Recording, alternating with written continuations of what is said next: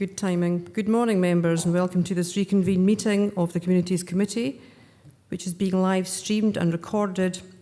The recording will be made available on the Council website for public listening.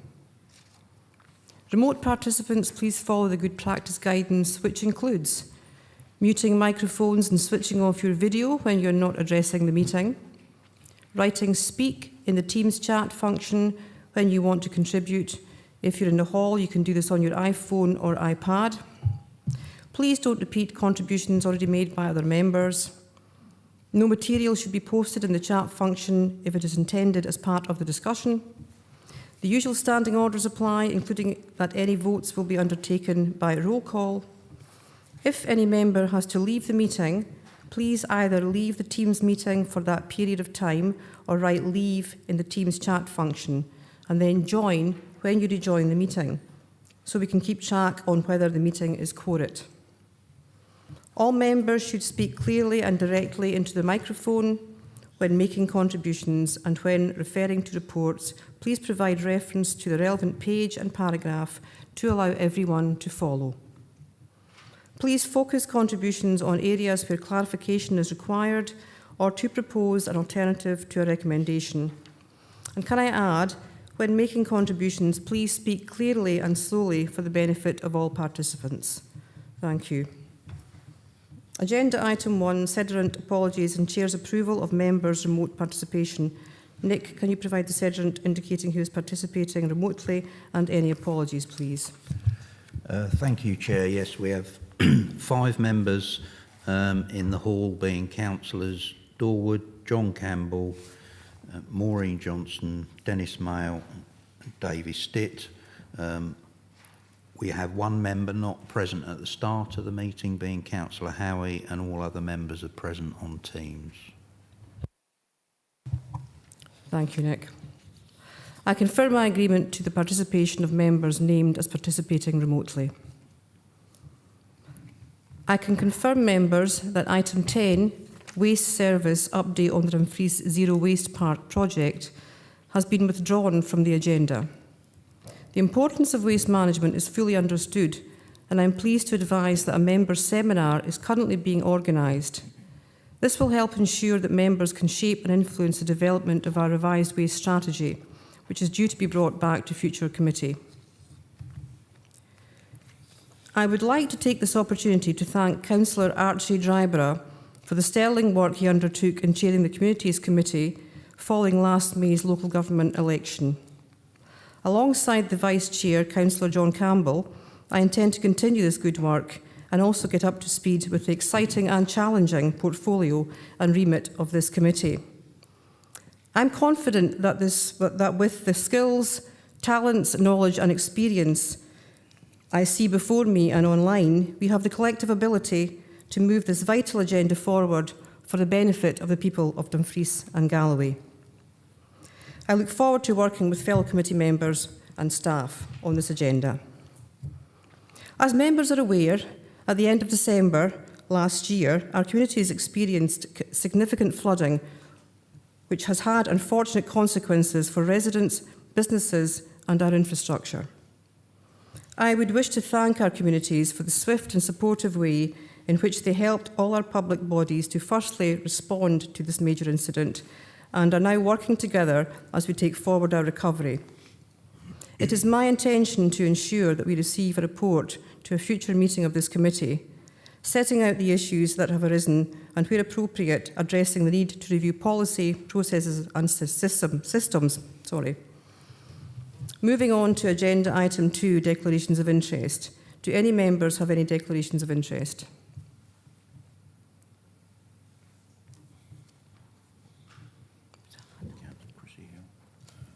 Councillor Hill. Yeah, good morning, Chair, thank you.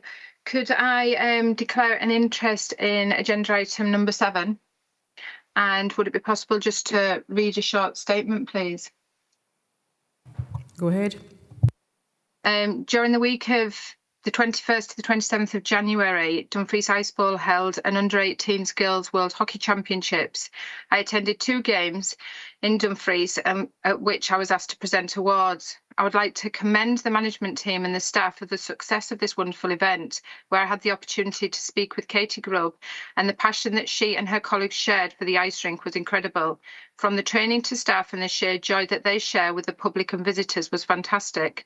It needs to be noted that Dumfries has been recognised by professionals from the sport for the quality of the ice on the rink and the fabulous greeting from start to end of all that attended this event, and I'm sure many other events before. As a committee, we should congratulate the team for their success, and the fact that Cassie McGregor from Dumfries played for the GB team and scored a goal on home ground, where she first started her ice hockey journey, was fantastic. And it's a fantastic champion for the region. We should give recognition to this young lady for her achievements and for being a young role model to many young girls, and I'm sure they will look up to her. I know my daughter certainly wants to take up ice hockey now, and I would be grateful if this could be noted. Thank you. Thank you, Councillor Hill. I share your praise of the Ice Bowl, and certainly in terms of role modelling and enabling young people to take part in all ice sports. That's something that the Ice Bowl is unique in Scotland. Thank you very much. Councillor Drysdale. Good morning, Chair. Good morning, members. I'd just like to declare an interest in item number 7, please, as our family business has 2 contracts at 2 of the events mentioned in the papers, but I will stay in the room for the discussion if that's okay. Thank you. Thank you, Councillor Drysdale. Councillor Ingalls. Morning, Chair. Morning, members. Yeah, I'll declare an interest in item 7 and item 8. I chair Newton Stewart Initiative. I don't think I need to leave the meeting for either. I will take no part in the debate in item 7. In item 8, I can give an update on the inclusive play park, if that's appropriate. Thank you, Chair. Thank you, Councillor. Noted. Moving forward to agenda item 3, minute of the previous meeting of the 6th of December 2022. This minute is for approval. Thank you. Now, to quote Mark Twain, the secret to progress is getting started, so shall we. Agenda item 4, Communities Review Budget Monitoring Report 2022-23 for the period ended 31st of December 2022, report by Director of Communities. This report provides members with an overview of performance against budget for the period ending 31st of December 2022, that is the end of quarter 3. As you are aware, the Communities Directorate delivers a wide range of services across our region in what is, to put it mildly, a very challenging financial climate. The balanced budget position is most welcome and a credit to all staff who help to ensure we balance the books. Kazia Romanowska is available on Teams to take any questions on the report. Kazia, do you want to provide any updates prior to members' questions? No, thank you. Good morning, Chair, and good morning, members. Happy here to take the questions. Thank you. Thank you. We'll move to members' questions.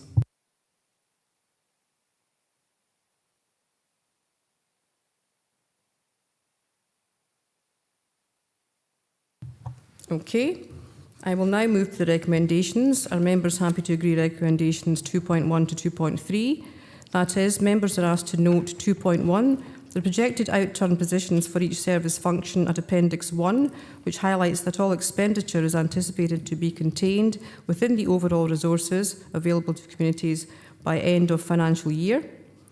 2.2, that while communities are anticipated to be impacted by current inflationary pressures, particularly in relation to fuel and energy costs, that these are being reviewed on a corporate basis and reported to the Finance, Procurement and Transformation Committee.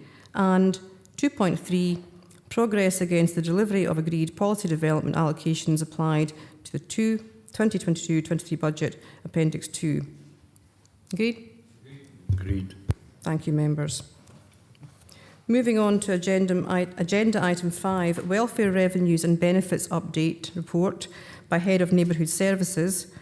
This report provides members with an update on revenue benefit and welfare services and the impact of the current financial situation. Our Council is proud of our commitment to tackling poverty and the cost of living crisis. The information contained in this report outlines the lifeline support being provided to some of the most vulnerable people in our communities. The level of detail contained within the appendices sets out starkly the harsh reality for some people in every ward across Dumfries and Galloway. The vital work of these services is acknowledged and appreciated. Harry Hay and Lorna Campbell are available to take any questions on the report. Harry and Lorna, do you have anything you wish to say prior to members' questions? Good morning, Chair. Thank you. No, I've nothing further to add. Just happy to take questions. Open to questions. Councillor Dennerley. Thank you. Good morning, Chair, and good morning, members. I just have a question, if I can, please. This talks about the welfare and revenue, of course, and I completely understand the support that we are providing to the community for people, who are struggling and in poverty. I understand we need to provide that support because of the cost of living and the increases we see daily. So again, Dumfries and Galloway, it's trying to balance that budget and the deficit that we might incur. So I wonder if there's any, discussion about increase in tax, for example, because there's obviously issues with benefits and welfare. So I just wondered if there'd been discussion about any further funding from the government per se. Lorna, over to you. Thank you, Chair. Thank you, Councillor Dennerley. There is ongoing discussions with Scottish Welfare, with the Scottish Government, particularly around the existing funds that are funded through that source, things like Scottish Welfare Fund and discretionary housing payments. Obviously, we submit reports like every other local authority in Scotland regarding our current spend, our current demands. So there is those discussions ongoing with the view to additional funding. However, there's no confirmation that any of that funding is going to be coming forward. Those are open discussions, and we do submit regular reports, both to Scottish governments and to national governments, on our demands and spends. But at this point in time, I don't have any confirmation of any additional funding that's coming down. Thank you, Lorna. Councillor Dennerley, does that answer your question? Thank you very much. Thank you. I appreciate that. Any other questions? Vice Chair. Yeah, thank you, Chair, and good morning, members. I just want to put on record my thanks to the staff, in particular, in getting a lot of these benefits out to those who need it most. Just a quick question, if I may. Page 35, paragraph 3.7.2. There's 9k of funding left from the tenant grant fund. Confirmation is being sought. I'm just wondering, have we had that confirmation from the Scottish Government? I think it would be wise if this 9,000 goes to the rest of the, I think it's SW, the Scottish Welfare Fund. So I'm pleased to see that if we can keep hold of that rather than lose it, it'll help tremendously. Thanks, Chair. Thanks, Vice Chair. Lorna, can you give us a response to that, please?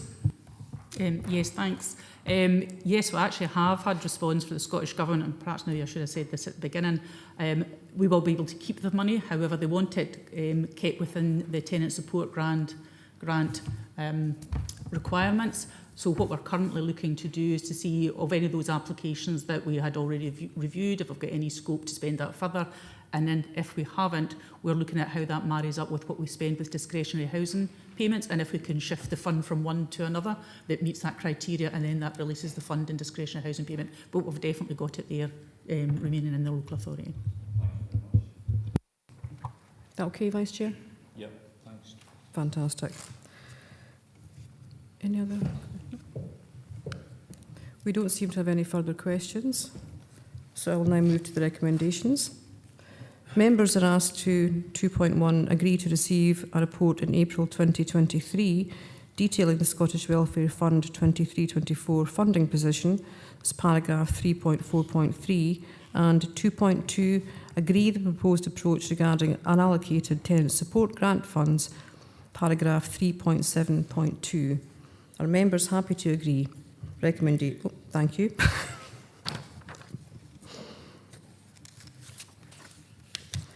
I'll now move on to agenda item 6. Coastal Benefit Fund Monitoring Report 2021-22 and arrangements for round 4, report by Head of Community Services. This report provides members with monitoring information from projects supported by the Dumfries and Galloway Coastal Benefit Fund 2021-22 and invites members to agree the arrangements for the next round of the fund. At the last meeting of the committee, it was agreed that the Chair would raise with the Scottish Government our concerns about the delays in the funding announcement for financial year 23-24. I am therefore heartened that we now at last have this information, as this funding addresses key priorities including climate change, skills development and investment for community benefit. Richard Grieveson is available to take any questions on the report, with Derek Hextall on Teams to answer any specific questions. Richard or Derek, do you have anything to add to the report prior to members' questions? Good morning, Chair. Good morning, members. No, nothing to add. Derek and I are happy to answer questions. Thank you. Wow. Vice Chair. Yeah, thank you, Chair. Good morning, Richard. The delay in the funding coming obviously has put pressure on trying to get these applications out, and I'm pleased to see in paragraph 3.12 that we can extend the support of projects up to 2024. However, we've been in this position where trying to get funding out in the previous term, there was a difficulty. You know, we thought we were going to lose that money. It would have had to be handed back, so we had to rush through certain sort of projects. I'm just wondering if there's something in there that we can maybe put some money towards the coastal paths, because that's a huge benefit not only for locals but also for tourism across you know, the coastal area of Dumfries and Galloway. So if not now, you know, is there something there that we can maybe look at a budget proposal where we can put a percentage of this coastal benefit fund, because I'm sure we'll get another tranche coming in the next term. Thanks, Chair. Thanks, Vice Chair. Richard, could you respond to that, please? Yeah, thank you, Chair. Thank you, Councillor Campbell. Certainly, as members are aware, there's been a robust process in terms of taking forward the various applications, promoting them and assessing them as has been agreed, as presented previously to members. But certainly, in terms of the future use of this fund through Derek, we'd be happy to further collaborate with Scottish Government and indeed members in the future in terms of this specific agenda item. Thank you, Richard. Thank you, Vice Chair.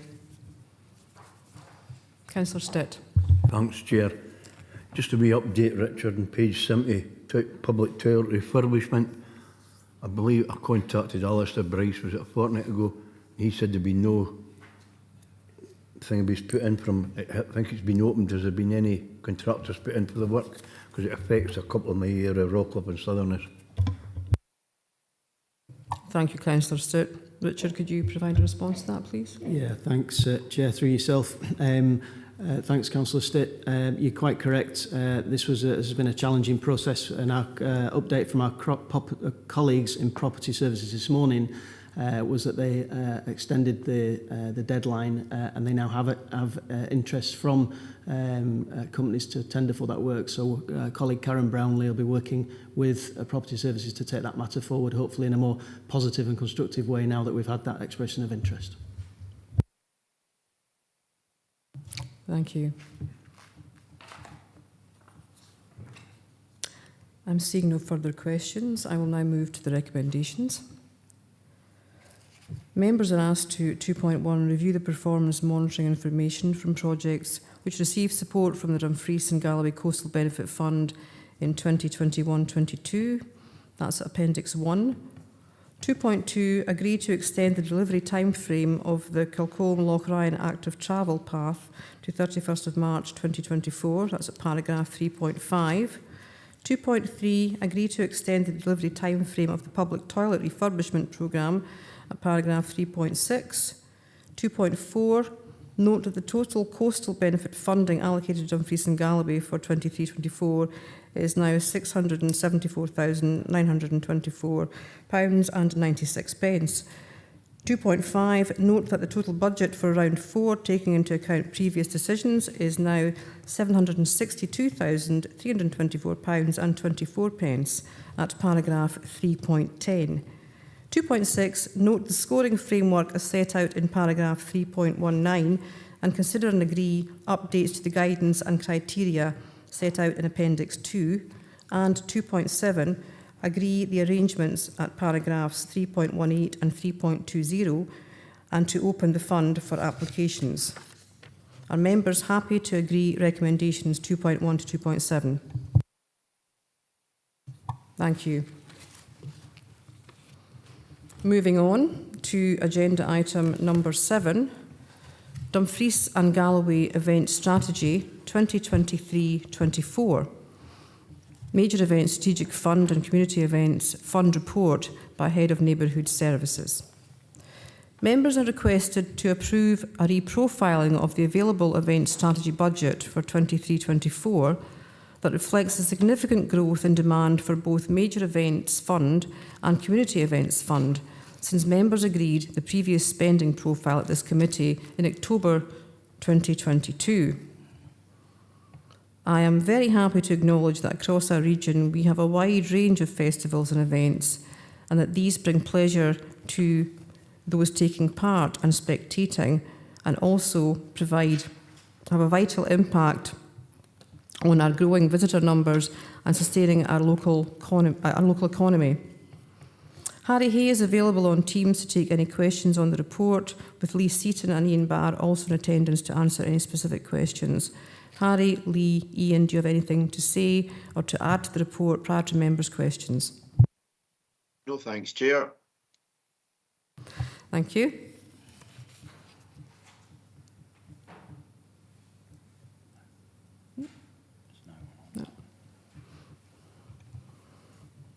I'm seeing no questions, so I will now, apologies, Councillor Johnson.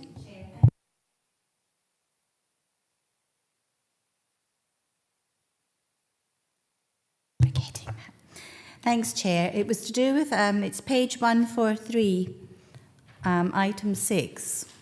It's to do with the applications for events. It's more an observation and a comment on this one. It's just that I realise this proposal, it doesn't meet the criteria for economic additionality. But agriculture is one of our main industries in Dumfries and Galloway. And there are people who would like to find out more about agriculture and how to get into it. But the fact that this has been requested has demonstrated that someone does feel a need for this information. Maybe this is something that Dumfries and Galloway College, maybe the Barony, Employability and Skills, could be seen as an additional future investment as opposed to an economic additionality for the future. It's something that maybe they could look at, as agriculture is one of our main industries in Dumfries and Galloway, and agricultural shows would be the perfect place to have something like that. Thank you. Thank you, Councillor Johnson. That's a really interesting comment. Harry, do you want to respond to that, please? Yeah, thanks, Chair. Yeah, clearly the farming sector is absolutely crucial in Dumfries and Galloway, and whilst this particular application doesn't meet the criteria of this particular fund, the team are always as proactive as possible to try and signpost and highlight to other colleagues. So in this instance, as you quite rightly say, it would be through colleges, the colleagues in economic development and employability section. So yeah, absolutely happy to follow that up. Thanks, Chair.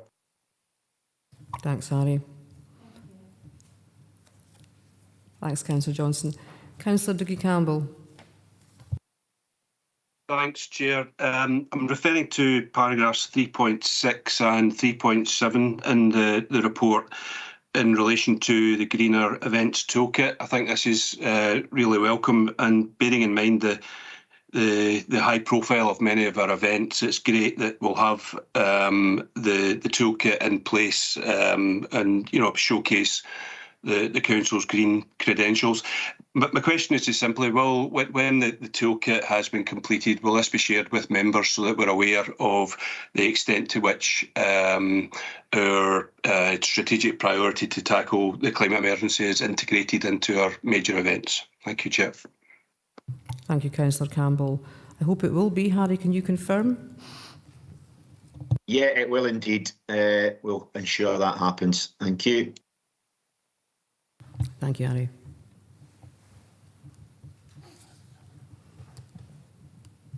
No further questions. I will now move to the recommendations. Members are asked to agree at 2.1 that there has been a material change in circumstances to merit a change in the major festivals and events budget spending profile as required by Council Standing Order 16.3 at paragraph 3.3. 2.2, agree the revised spending profile of the major festival and events budget for 23-24. That's at table 1 of paragraph 3.3, and further agree to delegate authority to the head of neighbourhood services for the spend of up to £7,720 for local events sector marketing and development in delivery of the major festival and event strategy 23-27. 2.3, note that the Southern Uplands Partnership Services Limited has secured the commission to deliver a greener events toolkit for Dumfries and Galloway Council, paragraph 3.6. 2.4, agree the recommended grant awards totalling £73,500 from the Major Events Fund at Appendix 1, subject to the recipient submitting any required documentation and agreement to the Council's conditions of grant award. 2.5, agree the recommended grant awards totalling £45,280 from the Community Events Fund at Appendix 2, subject to the recipient submitting any required documentation and agreement to the Council's conditions of award. And 2.6, agree to receive a report to the June 2023 meeting of this committee detailing funding proposals for the recognised signature events at paragraph 3.8. Are members happy to agree the recommendations 2.1 to 2.6? Thank you.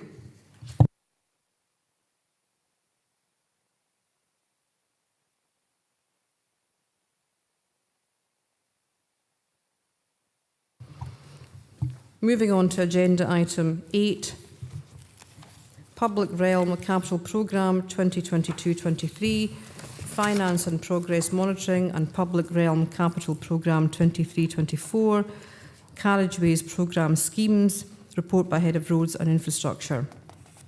This report provides members with a financial and progress update for the projects and programmes contained within the 2022-23 Public Realm Asset Class Capital Programme and provides details of the Carriageways Programme schemes to be undertaken in 2023-24 within the Public Realm Asset Class for approval. As I mentioned at the start of the meeting, arrangements are being put in place for a members' seminar on the waste strategy in the coming weeks, and I hope members will be able to take part. Stephen Herriot is available on Teams to take any questions on the report, with William Neal, Gary Dempster and Stuart Ritson also in attendance to answer any specific questions. Stephen, do you have anything to add to the report prior to members' questions? If I could, Chair, yes, just maybe a bit of an update on the kind of storm damage works and in the Council's response, the Road Service response to that. The Road Service has progressed a number of roads carriageway strengthening works that have been undertaken or are just about to be undertaken as emergency works following the flood events and earlier cold weather events accelerating deterioration of the carriageway surface. And at the next meeting of the committee, we will provide full details of those works. Some of them are revenue funded, some of them are capital funded, but we're looking at almost £500,000 worth of works. Some of it will come from the capital slate slippage in terms of funding going forward, but we will provide more details on that in the next cap to this committee, Chair. Thank you. Thank you, Stephen. Very helpful. I'll move to members' questions. Councillor Dempster. Thanks, Chair. Apologies for the gruff voice. I'm on my way to see my doctor shortly. Page 52. Kirkconnell Cemetery drainage, which is the third or fourth item down. Members agreed to the addition of this scheme on the 25th of August 2022. That's not correct. That project has been ongoing and can be checked by looking at previous committee papers. And I don't want members to think that when I'm asking questions about it, it's somehow something new. It's a long-standing issue, and I'm simply wanting the text to reflect that, Chair. I have no particular questions about it other than I do hope that it's being progressed, and I'll speak to Karen offline in relation to that. The other question is page 51, Sanker Cemetery Extension. And again, that's ground monitoring works have been going on for over a year now. And I wonder if maybe by the next meeting we can have a report on where the analysis is, because there is an issue about whether or not that's the right location for a cemetery. And I wouldn't want us to get in the Kirkconnell situation where it was a last-minute rush. And the last thing is, for the director, I know he gave an undertaking some time ago to bring a report to members on how we would fund cemetery renewal extension in the future in the light of the £1 million that we set aside for Dumfries. And I'm just wondering if there's any indication when that report might be coming to members. Thanks, Chair. So nothing specific for today, if these points could be addressed. Thank you. Thank you, Councillor Dempster. That's reassuring. Stephen, can I ask you to address the questions that have been raised? Thank you. Thank you, Chair. Yes, I pick up the first point about the reference on the committee in terms of the decision. We're kind of trying to provide a bit more contextual information in the column, the final column in the Appendix 2, and I think that maybe has been slightly misleading. It references the last time the committee made a decision on that particular project. I think we can be clearer on that in the future, and certainly observe the councillor's comments about the project has been in the pipeline and has gone through a number of committee updates, but that being the most recent update. But we'll check the text on that.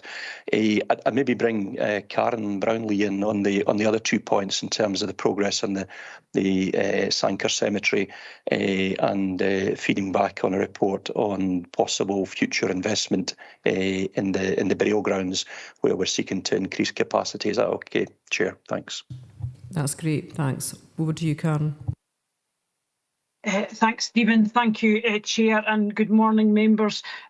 Just to provide an update in relation to Sanker Cemetery, Councillor Dempster, I'm happy to speak with the engineering team, and then feedback in relation to the update in relation to Sanker and the future extension to that cemetery within a future report. In relation to capital investment for burial grounds across Dumfries and Galloway, that update will be provided as part of the burial strategy report going forward, and it's intended that officers will bring a report in relation to the burial strategy mandate, which will include several elements within that, one being future capital investment. That report is due to come to committee in April. Happy to take any further questions on that. Thank you. Thank you, Karen. Councillor Dempster, does that address the questions that you've raised? Absolutely delighted, Chair. Thank you. I will look forward to the reports in due course. Good to know. Councillor Drysdale. Thank you very much, Chair. I've got every light on in this room, but I still look as if I'm in the pitch dark. Sorry. So it was just to say thanks to the teams for all the work they did on the culverts before the floods, because that actually did make a difference despite the carnage across the region, and everybody worked very hard. And also to thank the flood management teams who visited individual properties after the events themselves. It's much appreciated by the residents. What I did want to point out was page 11, 4.34. Appendix 2, pages 27 to 28, just to alert you that it's actually page 43 where the 20-mile-an-hour limits are pointed out. So that's just a wee error. And I just wondered if for the next committee chair, if I could ask the road teams if we could have a report going forward as to where the next 20-mile-an-hour rollouts will be embedded and when, because we've got a couple of smaller villages across the region who are absolutely desperate for the 20-mile-an-hour rollout to be implemented, but I think we're all aware of that. And I think that was my last point. Thanks very much. Thank you. Thank you, Councillor Drysdale, and thank you for your praise of the community's teams. That's appreciated. In terms of a report, in terms of 20-mile-an-hour, pending 20-mile-an-hour limit areas, that's not an issue at all. That can be taken forward, so thanks for that. Councillor Stitt, I think is next. Thanks, Chair. It's under Active Travel regarding the Church Crescent Bridge path. Myself and the councillors in 2018, we received this document, proposed new pedestrian cycle bridge feasibility study. I see now they're going under the detailed design. Is this a follow-up of this document, or is it a complete revamp of the bridge design? Stephen, I'll leave that to you. Thanks, Chair. I see Tony's just come on the video there. It's probably better placed just to talk about the detail of this project. Thank you. Yeah, thank you, Stephen. Thank you, Chair. Thank you, Councillor Stitt. Yes, it is a continuation of that, Councillor. Yeah, you're aware we did previous consultations. We did preliminary designs. Obviously, COVID affected the delay in that project, and we're now combining that footway, the footbridge, with the phase 2 cycleway works in Dalbeattie. And we've just recently received funding from Sustrans to get the detailed design finished this year. So we would be looking to construct the new footbridge, which will obviously be able to be used by all users, because the current bridge is stepped access. So I think we'll be looking for construction of the new bridge in 2024, and that'll be mainly funded with Sustrans and Scottish Government money. Thanks. Thanks, Tony, for that comprehensive response. Councillor Hill. Hi, morning. Thank you, Chair. Page 8, quite a few of the points, starting with point 4.11, to agree to carry forward projects, and then 4.13, agree to carry forward, and it continues quite a lot over the next 2 pages. I'm just wondering, is this work having to be carried forward because we can't get tenders for this work to be done? And I do notice throughout this agenda item, a lot of the work appears to be over in the west. I'm just wondering if it's a problem getting tenders over in the west, and that's why we're having to carry forward a lot of work, or just an observation there, just asking. There just seem to be quite a lot. Newton Stewart, Wigton, Stranraer, and then if we go on to, sorry, it's quite a big paper, page 12, 4.40, on another point, the motorhome waste disposal project. We had a huge issue over in the west with wild camping, which was brought to the attention. And I'm just wondering if this is such a good idea to put any more in, due to the lack of services that people are using, such as caravan sites. They had a real decline in people staying there. They were just wild camping and using these facilities. So it was just a question there about that, please. Thanks. Thank you. Councillor Hill, two questions there, I think. One in terms of carry forward and the other one in terms of services for motorhomes versus no services at all, I think. Harry, Stephen, apologies, could you answer that, please? Thanks, Chair. Yeah, I'll maybe take the last point first, if that's okay, in terms of the motorhome waste disposal. We've been working, as a number of colleagues across community service, have been working with colleagues in economic development in terms of just understanding post-COVID the kind of environment for the tourist offer and just how best to supplement that, deal with wild camping. And I know that colleagues in economic development are very keen that we had a number of locations where we've certainly looked at car parks, and the new car parks order coming forward will embrace in a number of locations that kind of possibility of overnight stay or the regulations to manage it better. But at the same time, also the waste disposal issues that we have invested in the west of the region, a number of locations where it does address concerns around wild camping in terms of where waste is inappropriately disposed of, particularly black waste from vehicles. So I think it's maybe a bit of a kind of balanced approach in terms of understanding the private sector offering and understanding where we can facilitate, knowing that there will be wild camping. Some people will want to go rugged, and I think the pattern of these things is that a number of nights might be done rugged and a number of nights might be done and recharging batteries literally in campsites. So I think it's about just being flexible to provide that offering for the region and encourage that kind of tourism response.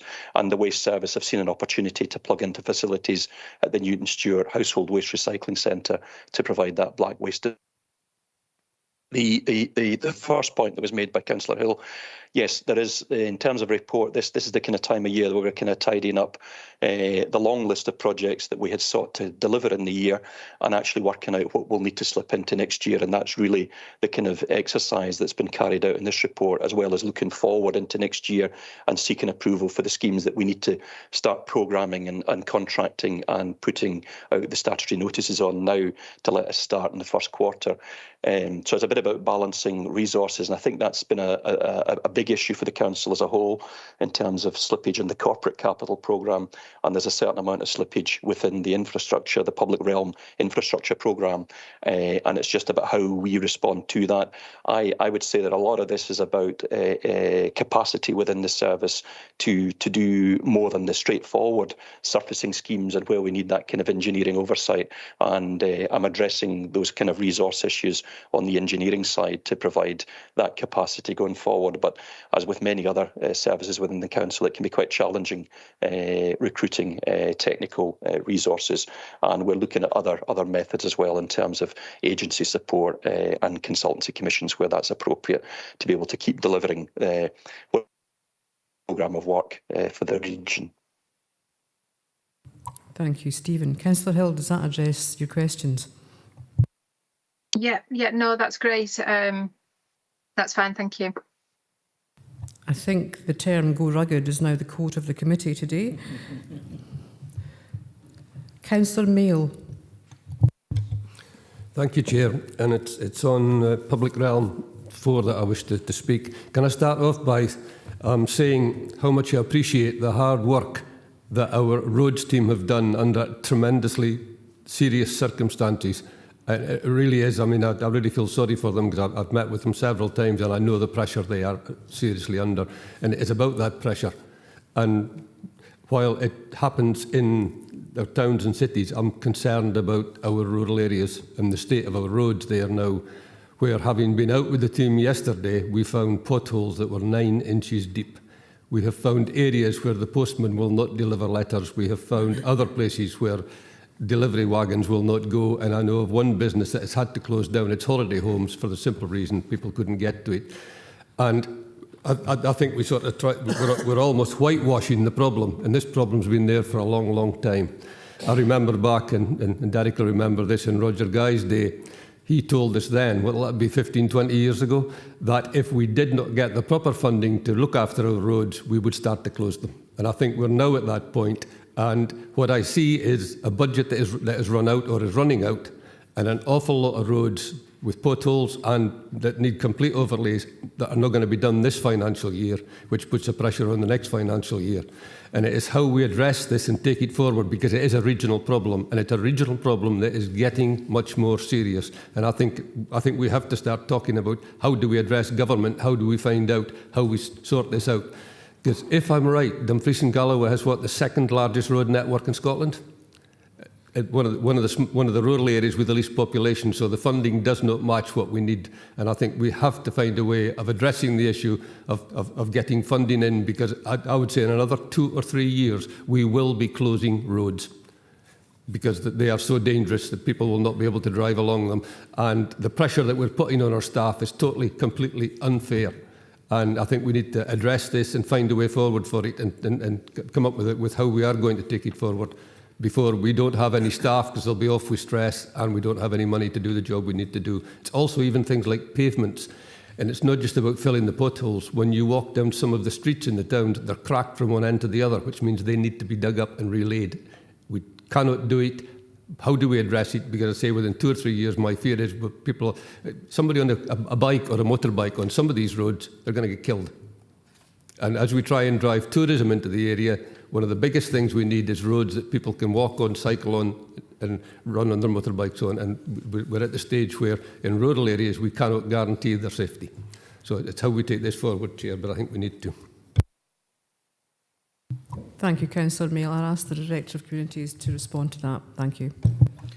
Thank you, Chair, and obviously I'll ask Stephen to supplement my comments, but first and foremost, thank you, Councillor Mail, for your understanding of the pressure the service currently faces and the impact that has on the road staff particularly, and your comments are very much appreciated, and I'm sure on behalf of the committee we'll convey these. But just to reassure members, myself and Stephen and the management team have made a particular effort to ensure we have regular face-to-face dialogue with the staff, because quite clearly they care about the roads, they want to do the best job possible, and quite understandably at this present time they're coming under considerable pressure, and therefore we're making extra effort to ensure that we're giving them the necessary support and understanding, because unfortunately some members of our public are less understanding, and therefore the protection of our staff and your safety matters, which we launched a year ago, remains a high priority for this council, and therefore any abuse of staff by the public is completely unacceptable, and it does happen, and thankfully in a minority of cases, but zero tolerance remains the position. In terms of the wider issues, I'm again grateful to the Council because, as you know, at the start of this Council last May, there was cross-chamber support for the priority of roads, and there's therefore a lot of work being done during that period, very much driven by you, the elected members, and therefore, as a priority, only a few months ago, the Finance, Procurement and Transformation Committee granted additional money, and we heard earlier from some members that already that relative amount of money has made a relative difference, so that's got to be welcomed and appreciated. So going forward, you're all well aware, we're in the budget process, and that work is progressing, and therefore we would anticipate that there's a clear rationale for investment in roads, but we're competing against many other priorities, and that's fully understood. That is absolutely understood across the full council. But I'll bring in Stephen through you, Chair, just to set out the scale of the issue facing our roads and the national work that is done through a range of colleagues, because quite clearly, as Councillor Mail refers to, it is indeed a national challenge for our infrastructure, and one that we need to seriously take on board. Thank you, Chair. Thank you, Derek. Stephen? Thank you, Chair. Yes, if we just could come in, and I think it's that time of year where we see a kind of acceleration, deterioration in the carriageway and a lot of defects. But I think it's been worse this year, and as Councillor Mail points out, in terms of some of the more rural routes, in terms of the level of damage that we've experienced with freeze-thaw action on weak roads, already weak roads, and the kind of additional water running in terms of drainage problems and roads being damaged. And I think that's we've seen an escalation in the number of roads defects being reported, and resources are stretched in terms of responding to that. But I'm looking at, in terms of a resource structure for the road service, we're looking at something that is more robust than the service we're currently running.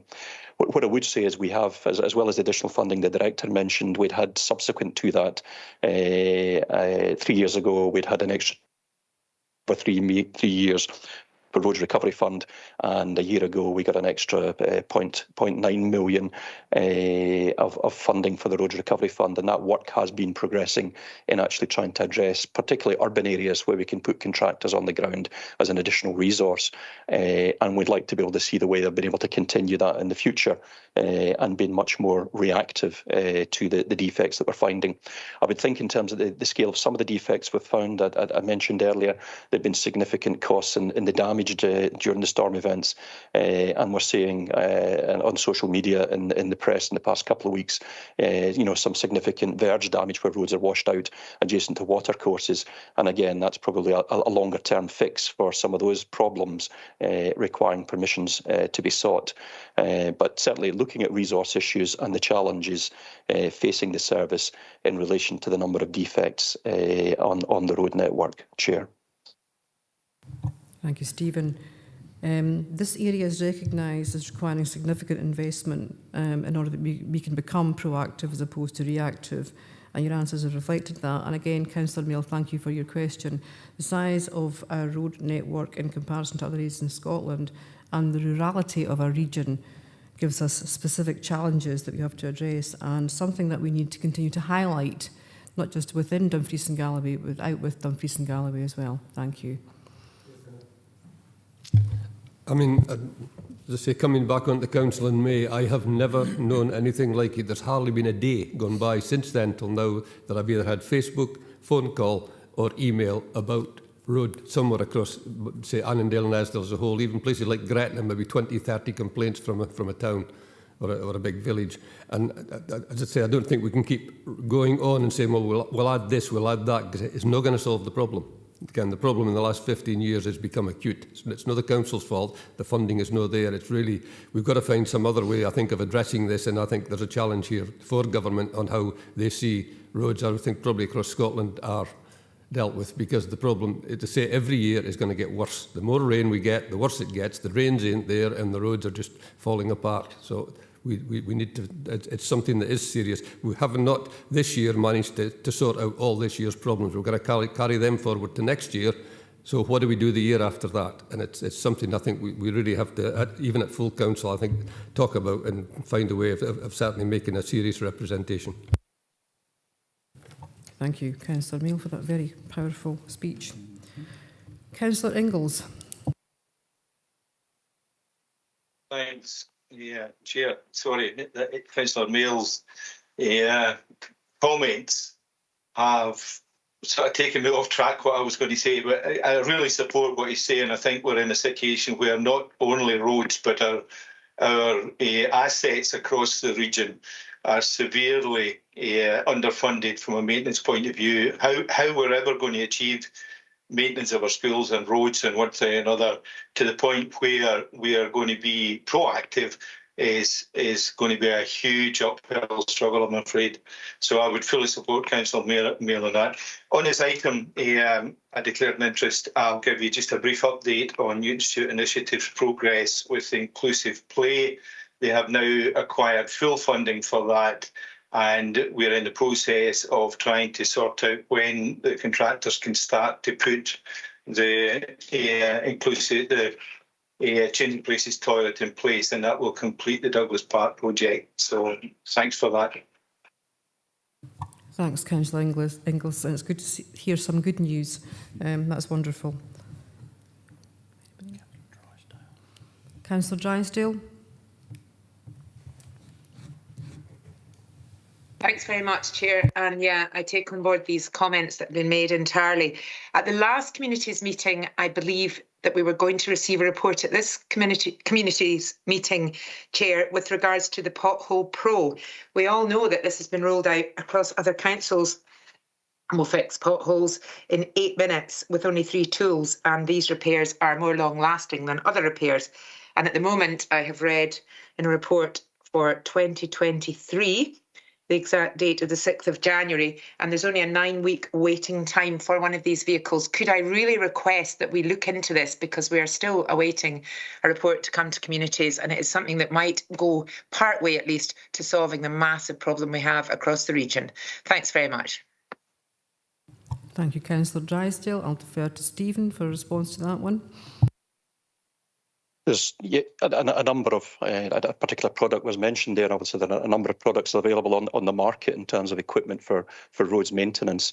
And we would certainly look at future years' investment where we apply some of that to what's a bit of a kind of research and development for the council in terms of what works well in responding to defects. And if some of this equipment, if we look at the business cases for them and we can be convinced that they would be useful, then we would make a case for investment. Fleet colleagues, but we probably work very closely with our fleet colleagues in terms of sourcing equipment that's appropriate for maintenance on the road network. A particular piece of equipment, and we've had some variations over the years with jet patchers and various kind of planing equipment to carry out patching of roads defects. And I think there's a place for all different types of equipment, but it's not necessarily something that can be utilised all year. But again, comes back to an appropriate level of people power resources to run processes. So I think we will look at that in the round in terms of the structure going forward, particularly with the operational staff, the numbers of staff that we have ready to respond and carry out reactive repairs. But we'll also look at the appropriate equipment as we consider the investment going forward, Chair. Thank you. Thank you, Stephen. Councillor Drysdale, does that address the question that you've raised? Thanks, Chair, for letting me come back in. Well, I just would like to push that we have a report on the benefits or negatives of that machine with the additional budget that was agreed last year. But I just think we need a yes or a no, Chair, as to whether or not we will get an update on that particular machine as to whether it's viable or not, because I think that's what the public's looking for. Thank you. Thanks, Councillor Drysdale. I think I'll defer again to Stephen in terms of what he has said regarding there are a number of different factors to consider in relation to resourcing, capacity and appropriate machinery. So what I'll do is take it off table and we'll have a discussion about that and come back before the next committee if that's reasonable. That's reasonable. Thank you, Chair. Thanks, Stephen. Thank you. Councillor Ingalls, you want to come back in? Yeah, sorry. One of the questions I wanted to ask was there's an item on page 37, Port William Rock Armour Repairs. I'm just wondering where that is. Is that on the causeway at Port William or is it out on the coastal road? Thank you, Councillor Ingalls. Stephen? Gary, could you give us some more specific location details on that particular project? Yes, Stephen. Good morning, Chair. Good morning, Councillor Ingalls. The area is, do you know, runs parallel with the road, along where you've got the sloped revetment. Is that coming down from Monreath? It's on the main street, sorry. In Port William, right, okay. Yes, it's in the main street on Port William itself, yes. Okay, that's fine. No, I was aware that there was work required in the causeway and I just wondered whether this covered it, and if not, I'm going to have to push for that. So no, that's great. Appreciate that, Gary. Thank you. No problem. Thank you. Thank you, Chair. Thanks, Gary. Thanks, Councillor Ingalls. And Councillor Marshall. Thanks, Chair. Yeah, just listening to what Dennis said, and I don't know if he was along at the budget seminar that we had in January, but there is an opportunity, for all groups to submit budget proposals to inject more capital funding, funding into our roads network, etc. The thing with regards to the report, you're saying. It might be worthwhile as well, because obviously the budget is at the end of this month, that if there's a major investment in our roads going forward in future years, I think what would be important as well, because I know, certainly we're liaising with Stuart and his team, that, they're flat out, and sometimes that's why there's delays. So there's a resource issue there. So I'm just wondering that, you know, you talk about a future report. Could we also maybe include in that, if there is an injection of funding into our roads, how we actually carry out that work? Do we rely on existing resources? Do we increase resources within the council?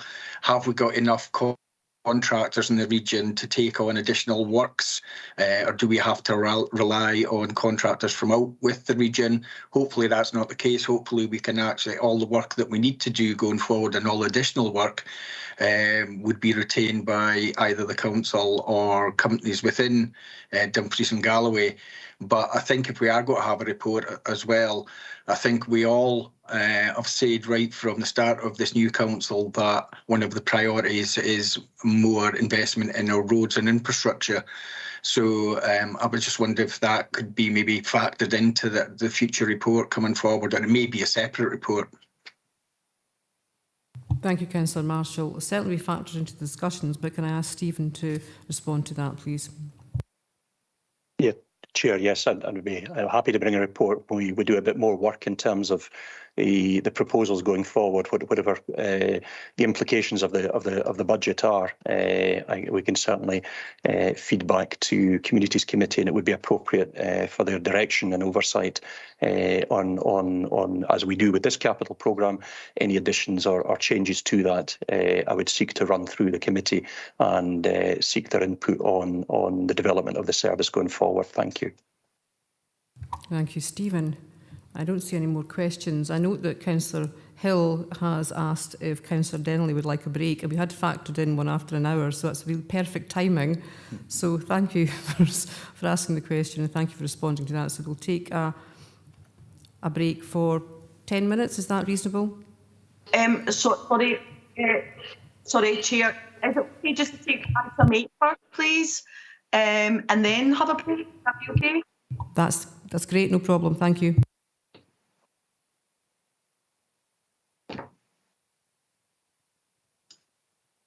Thank you.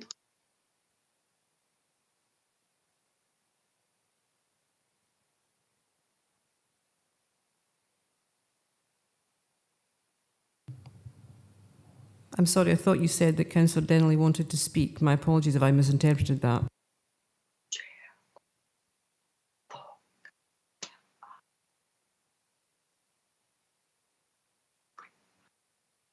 Chair, can I just come in with something? Yeah, sorry, Councillor Denley's just saying that after the next item, I believe. Thanks, Councillor Denley. I appreciate that.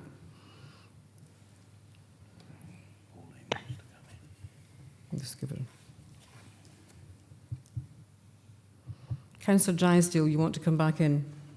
Yeah, Chair, I don't know the best way of going about this, but I've just had an alert from someone that Eve Muirhead will be at the Ice Bowl on Saturday. I think it's important we get that message out. I know it should have been in another item, but I've only just discovered it through a LinkedIn contact. I knew nothing about it. So I think it's really important we get that message across as quickly as possible over all our social media sites. I'll leave it at that, but it's great news for the area. Thanks for letting me come in on that out of sync. Thank you. Thanks, Councillor Drysdale. We'll take that forward offline. Thank you very much for that. I see no further questions. I'll now move to the recommendations. Members are asked to note 2.1, note the financial position of the Public Realm Asset Class Capital Programme 2022-23 at Appendix 1. 2.2, note the progress of the Public Realm Asset Class Capital Programme 2022-23, Appendix 2. 2.3, agree to changes in the following agreed schemes in the Public Realm Asset Class Capital Programme 2022-23 programmes. Carriageway strengthening at paragraph 4.6 and 4.7. Planned structural overlays programme at paragraph 4.9. Carriageway drainage at paragraph 4.11. Forestry programme at paragraph 4.13, Footways programme at paragraph 4.15 and 16, Car Parks programme at paragraph 4.18, Street Lighting programme at paragraph 4.20, Structures Programme at paragraph 4.22, Harbours Programme at paragraph 4.24, Coastal Programme at paragraph 4.28, Intelligent Transport Systems Programme at paragraph 4.30, Road Safety Programme at paragraph 4.32, Active Travel Programme at paragraph 4.37, Waste Programme at paragraph 4.39, Land Programme at paragraph 4.44 and Dumfries Cemetery at paragraph 4.46. Item 2.4, agree the addition of the following schemes in the Public Realm Asset Class Capital Programme 2022 to 2023 as highlighted in the following programmes. Road Safety Programme, paragraph 4.33, Speed Limits and Traffic Calming Programme at paragraph 4.35, Waste Programme at paragraph 4.41, 2.5, agreed to the proposed list of carriageway schemes as detailed in Appendix 4 to be undertaken in 2023-24 at paragraph 4.48, and 2.6, note further proposed schemes to be undertaken in 2023-24 within the public realm asset class for approval to be presented to this committee on the 4th of April 2023, paragraph 4.49. Are members happy to agree recommendations 2.1 to 2.6? Agreed. Thank you. I will now move on to agenda item 9 and then we will take a break. Agenda item 9, Newton Stewart Flood Protection Scheme approval to publish report by Head of Roads and Infrastructure. This report asks members to agree a number of actions that will progress the Newton Stewart Flood Protection Scheme. I mentioned at the start of the meeting the consequences of flooding on our communities, and this scheme represents a significant milestone in our Council's determination to put in place robust flood protection measures. Stephen Herriott is available again on Teams to take any questions on the report, with Michael Smith and Brian Templeton also in attendance to answer any specific questions. Stephen, do you have any updates to make to the report prior to opening this up for questions? Chair, no updates to make. Thank you. Thanks. Thank you, Stephen.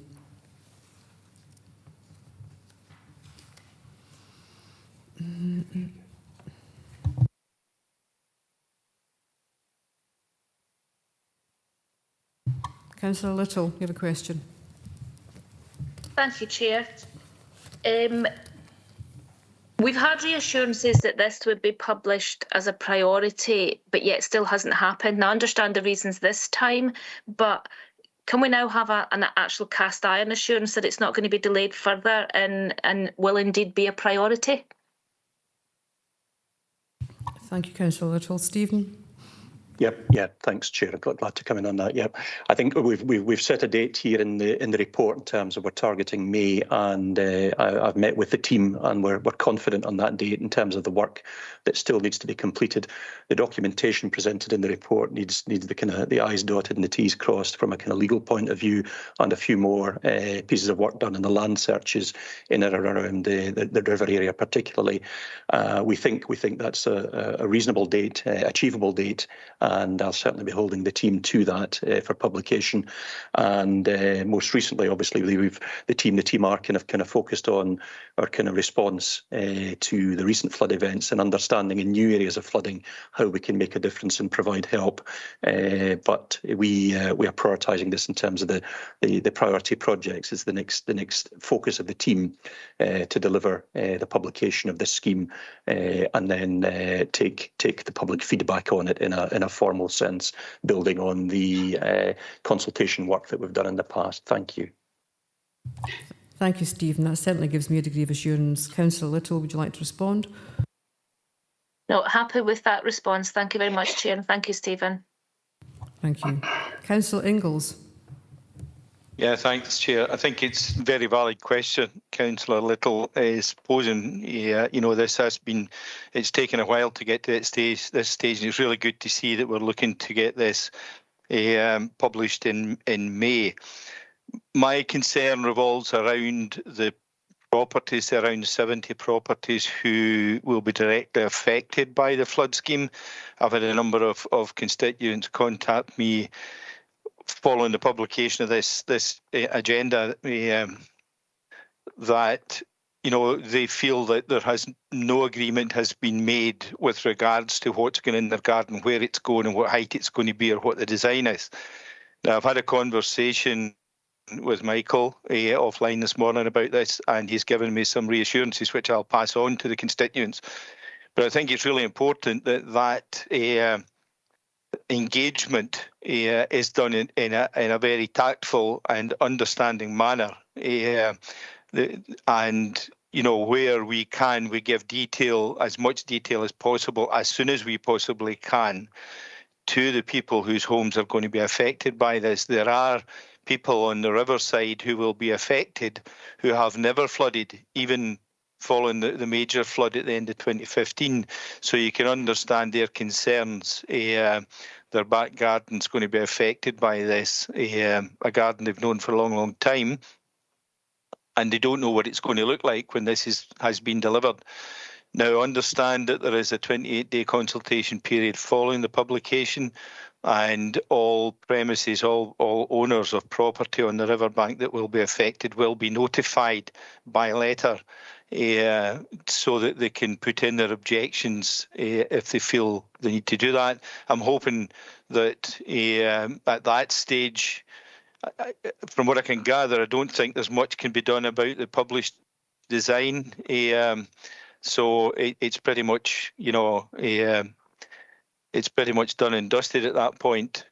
But I think that it would appear, from what I'm being told, that the engagement with these householders hasn't been the best. And we have been looking for updates, newsletter updates that were supposed to come forward, which I don't think have been just as regular as they might have been. And I understand the pressures that the team's under with flooding elsewhere in the region.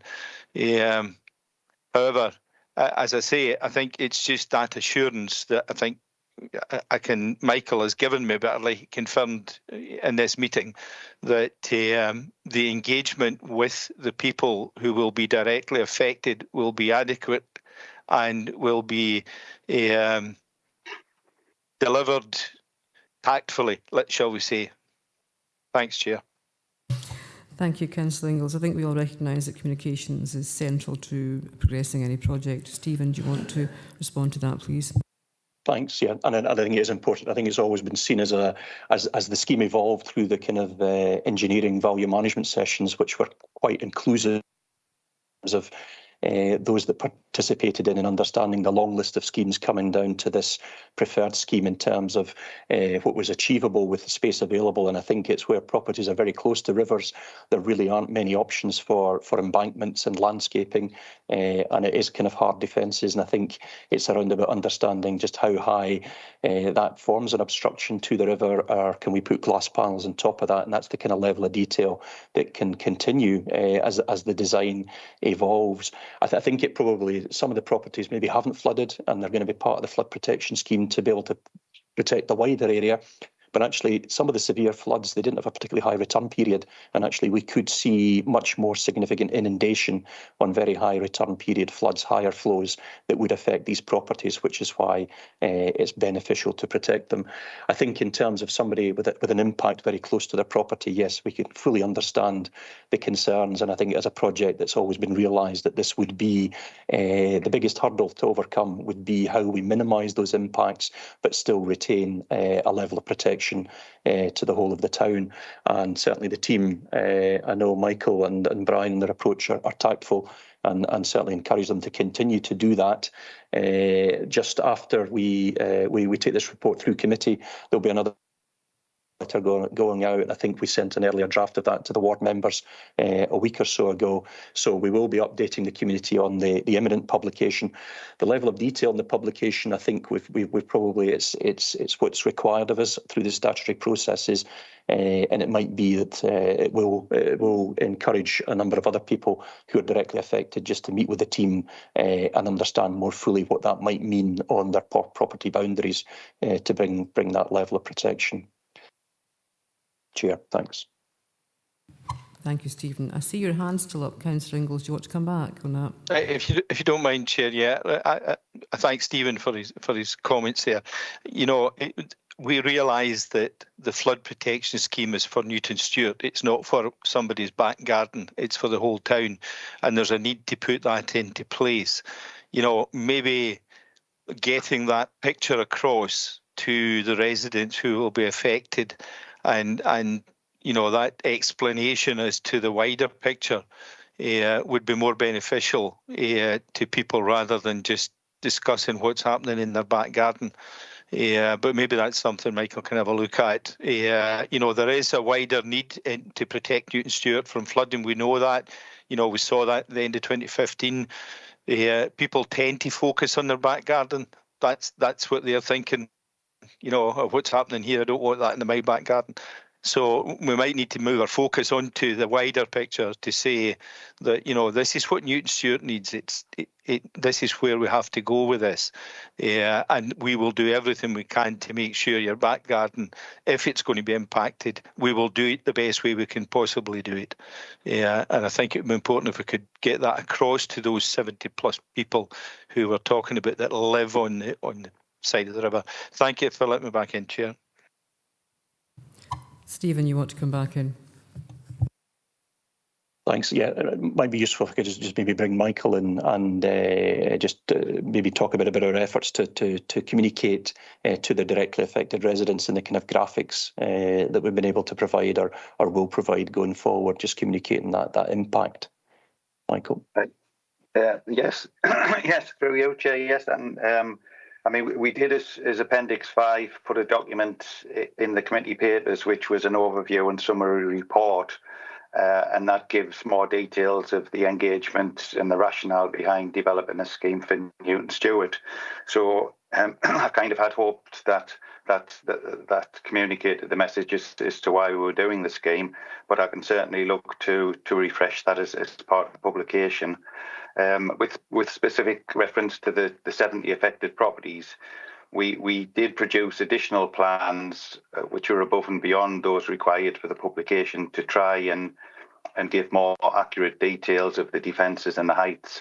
But at this stage, because it is an outline design, we don't have that level of detail which is going to completely satisfy people. That will come through it detailed, but with the understanding that we expect there will be objections because people in gardens close to the river are going to have a wall erected which they're not happy with, and it is part of the overall scheme that we need to bring something there. Thank you, Chair. Thank you, Michael. Thank you, Stephen. Councillor Ingalls, has that addressed your question? It has, Chair, yeah, and I'll... No, wee bit of echo. Yes, it has. I'll go back to my constituents and let them know. That's good. And it's also encouraging to know that future-proofing is an essential part of our forward planning processes. I can't see any more questions, so I'll move to the recommendations. Members are asked to, at 2.1, agree that the Newton Stewart Flood Protection Scheme can be published as a flood protection scheme in accordance with the Flood Risk Management Scotland Act 2009, that is the 2009 Act, and associated flood risk management flood protection schemes, potentially vulnerable areas and local planned districts, Scotland Regulations 2010. That is the 2010 regulations, scheduled for May 2023, paragraph 3.3. Point 2.2, recommend that members consider updating the current total project cost estimate to 18.5 million in the capital investment strategy as part of the development of the 23-24 budget, with the Scottish Government funding 14.8 million, that is 80% of the total estimated project costs. and the Council funding 3.171 million, that is 20% of the total estimated future project cost, less the Sustrans contribution. This would require the Council contribution to the project to be increased by 2.014 million, paragraph 3.4. Point 2.3, note that due to the severity of recent weather and incidents, that formal publication of the scheme will take place in May 2023. That's paragraph 3.1.3. And point 2.4, note that the cost estimate provided in this report of 18.5 million remains subject to future change as the scheme progresses through the statutory approval period and detailed design and finalisation of the works contract. The estimate includes all costs incurred to date and all estimated future costs to project completion. The estimate has been developed in compliance with civil engineering industry norms for the proportion of risk and optimism bias appropriate for this stage in the design process. As the scheme progresses, further cost estimating exercises will be undertaken and reported to members at the appropriate point.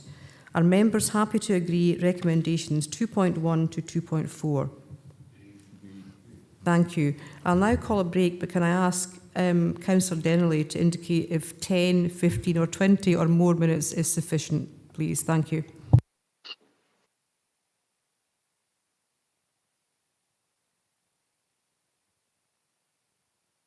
Five minutes would be enough. Between 5 and 10 minutes is fine, Chair. Thank you. Can we come back then at 12 o'clock? That's fine. Thank you.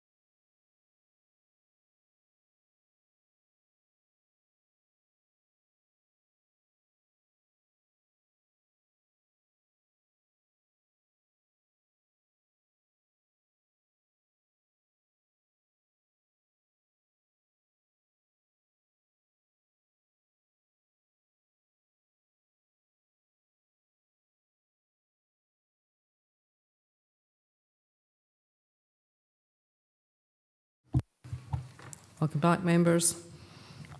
Agenda item 10, as you know, is withdrawn, so I'll move on to agenda item 11. Regional Indoor Tennis Centre, report by Head of Neighbourhood Services. This report provides members with updated information in relation to the Regional Indoor Tennis Centre. The current financial climate, unfortunately, means projects such as this will cost more. Now, this is a significant flagship project for our region, and I'm sure we will wish to continue to support its delivery.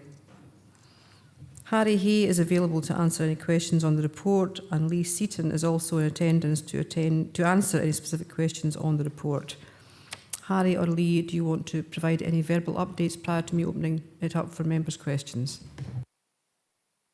Thanks, Chair. Nothing to add at this point to that. Thank you.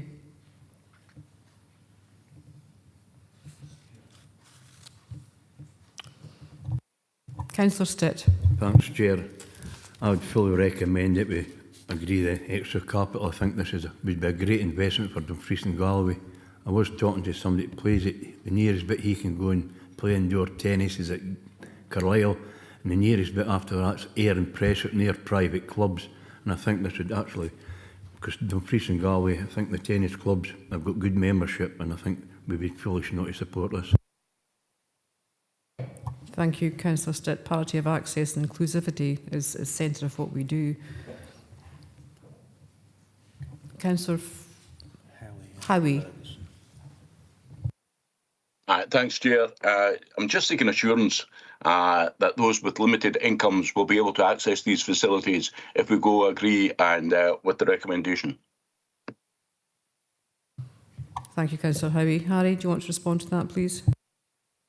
Yeah, absolutely. As the Chair's already mentioned, Councillor Howie, the focus for this particular facility, as indeed all our provision, will be to try and make it as inclusive as possible. And certainly we've already made a commitment to work with our community delivery partner in this regard to make sure that the use of it is maximised by all. Thank you. Thank you, Harry. Councillor Howie, does that address your question? Yes, thanks, Chair, and that's fine. Councillor Little, apologies. You want to come in now? No worries, Chair. Thanks very much. First of all, is this project at the King George V to start with? Yeah. Okay. Are we aware that this is common good land? Because I don't believe this has came to common good. I'm not against the project, but this has not gone to common good. If we're talking about a new build, then that would be on common good land. Thanks, Chair. I can perhaps come in at this point if that's helpful. Thanks, Lee. Yeah, Councillor Little. Yes, indeed, it is on common good land. We have been liaising with Property Services. The proposal here is not to extend the current footprint of the current leisure provision. It is the existing 3 outdoor tennis courts area that would become a covered indoor tennis courts area. So the existing footprint continues. It would remain in council ownership, and we simply have an extension of the service agreement with the community partner. But that's great, Lee. Thank you. I was a bit concerned there was going to be extra building. It hadn't gone through the whole process and back to common good, but if it's the same footprint, that's great. Thanks, Lee. And thanks, Chair. No problem. Thanks, Lee. Councillor Ferguson. Thanks very much for letting me in, Chair. I'm just referring to some comments made earlier by a number of different members about what happened at what's been happening at the Ice Bowl and all the very positive things. This is exactly the same setup as it was 30 years ago when the then Nithsdale councillors took the huge step to build the Ice Bowl. This is a centre of excellence. This isn't just another tennis court. Because obviously I was when I was chair at the time when this first raised its head, we went into this in great detail. And for me, this is a small investment that is going to bring events and people. Because it's not a Dumfries and Galloway centre, if I'm right. Lee, maybe you can keep me right in that, but I'm almost certain it's for the whole of the southwest of Scotland and Cumbria or even further afield. So I'm really happy if David Stitt wants to move it, we fund it. I'm happy to support that. Thank you, Councillor Ferguson. Harry, do you want to respond in terms of the questions at the end, in terms of the remit of the centre? Yeah, as members will be aware, Tennis Scotland identified the Dumfries location as one of their strategic priorities for Scotland. So on that basis, whilst absolutely the primary access will be for residents of Dumfries and Galloway, certainly the whole business plan that's outlined will focus on use from across, including competition level, coaching, etc. So absolutely, we'll maximise the use across the country. Thanks. Thank you, Harry. And that echoes the comments I made at the beginning when I said what we'll be doing through the Communities Committee is working together to benefit the people in the region of Dumfries and Galloway. Thank you. Councillor Drysdale. Thanks very much, Chair. Thanks, Lee, for the report. And Harry, just a quick question to members more than anything. I just wondered if it might be sensible to cap the extra spend, because we don't want this project to run away with us, although I'm fully supportive of it. As Councillor Stitt has mentioned himself, I'm in support. But, you know, with the price of materials and things nowadays, is there any way we could ensure that the project doesn't run away with us? That was really just my main points for consideration within this committee. Thank you, Chair. Thank you, Councillor Drysdale. You're seeking an assurance in terms, I think, of governance and assurance, so I'll pass it over to Harry. Thank you. Thanks, Chair. Yeah, as things stand, members are being requested to consider to allocate up to an additional £221,163. But as detailed in the report, we will certainly endeavour in parallel to that to try and draw down as much external funding as possible to reduce that amount. So what members have been asked to agree today is up to that figure that's detailed in the recommendations. Thank you, Chair. Thank you, Harry. Councillor Drysdale, does that address your question? I would say it does, yes. Thank you very much, Harry. Councillor Hill. Hi, thank you, Chair. Yeah, no, I think it's a fantastic new facility to being built. You know, and I understand now on the back of what Harry said, you know, it was recognised by Scotland for it to be built in Dumfries. I would like at some point something to be put in so that the facilities are more accessible for people in the West due to the transport. You know, a lot of them, like the Ice Bowl, would like to go ice skating, and I'm sure a lot of children and families would like to attend this facility. But with the transport situation at the moment, the West gets left out. So my question would have been, why could it not be built more central, but with it having to be used by the, you know, the whole of the south of Scotland? Yeah, I appreciate Dumfries, you know, having the build there. I just do feel that the West do miss out, and we need to make sure that, you know, maybe future facilities could be possibly built over Stranraer Way, or transport links could be looked at, or possibly programmes for the schools so that they can attend such facilities and enjoy, you know, all these wonderful things that we have going on. Thank you. Thank you, Councillor Hill. That's a very good point. Harry, could you respond in terms of accessibility, please? Yeah, thanks, Chair. Just in terms of a little bit of context, previous council previously considered this proposal and looked at the cost-benefit analysis in terms of strategic positioning of this facility in Dumfries and Galloway, including input from Sport Scotland and Tennis Scotland, and there was a debate about where in Dumfries and Galloway it would most fit that criteria, hence why Dumfries was confirmed as a location. But in terms of accessibility, absolutely, this is a regional tennis facility for all of Dumfries and Galloway and beyond. And the Forum Dumfries and Galloway Tennis, that is affiliated to Tennis Scotland, is made up of tennis clubs spanning the whole of the region, including Wigton area. There's a very active tennis club located in Stranraer, for example, and very much we're liaising with them to make sure that accessibility, transport, etc., barriers are addressed to make sure that everybody across the region can use this new facility as and when it's delivered. Thanks, Chair. Thanks, Harry. Councillor Hill, does that address your question?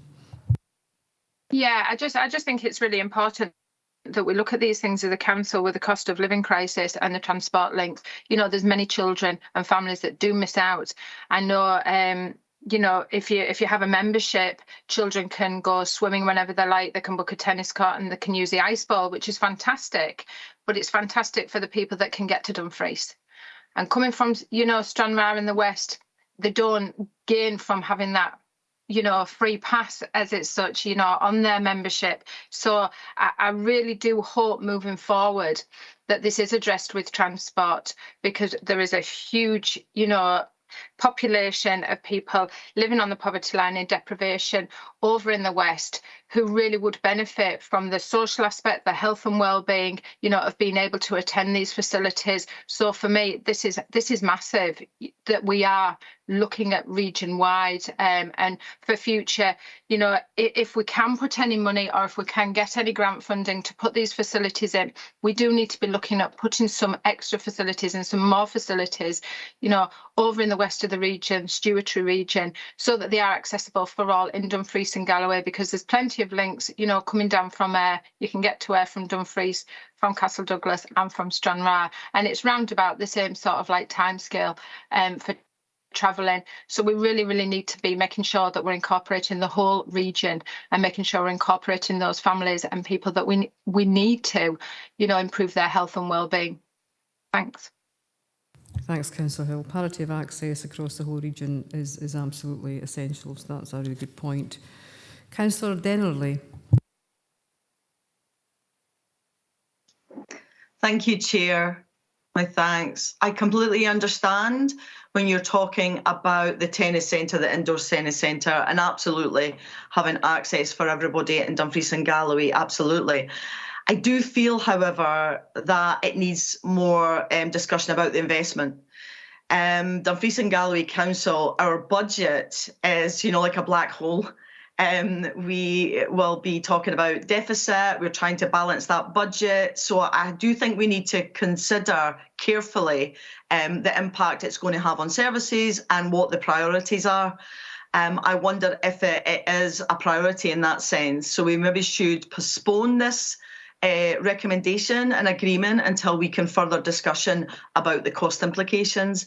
And I would ask to, you know, if that would be applicable. I completely understand my colleague's comment about putting a cap on the capital that will be used, and I just feel strongly that we need to consider this a little bit more and delay this decision.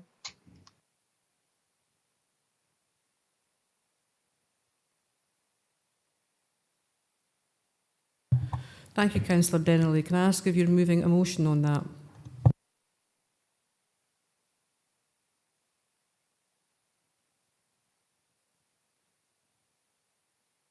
I would, please. Yes, I would put forward a motion to delay this decision today, please. Can I ask for a seconder?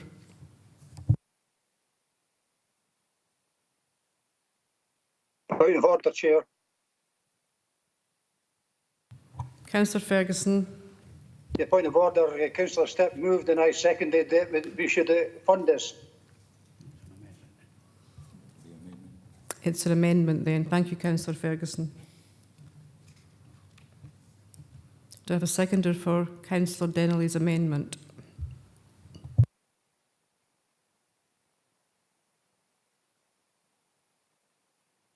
I'll second it, Chair. Thank you. Thank you, Councillor Ingalls.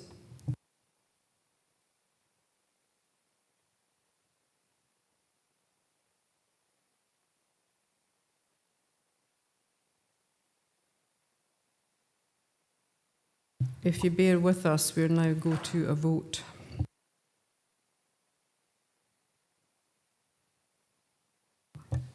Councillor Marshall.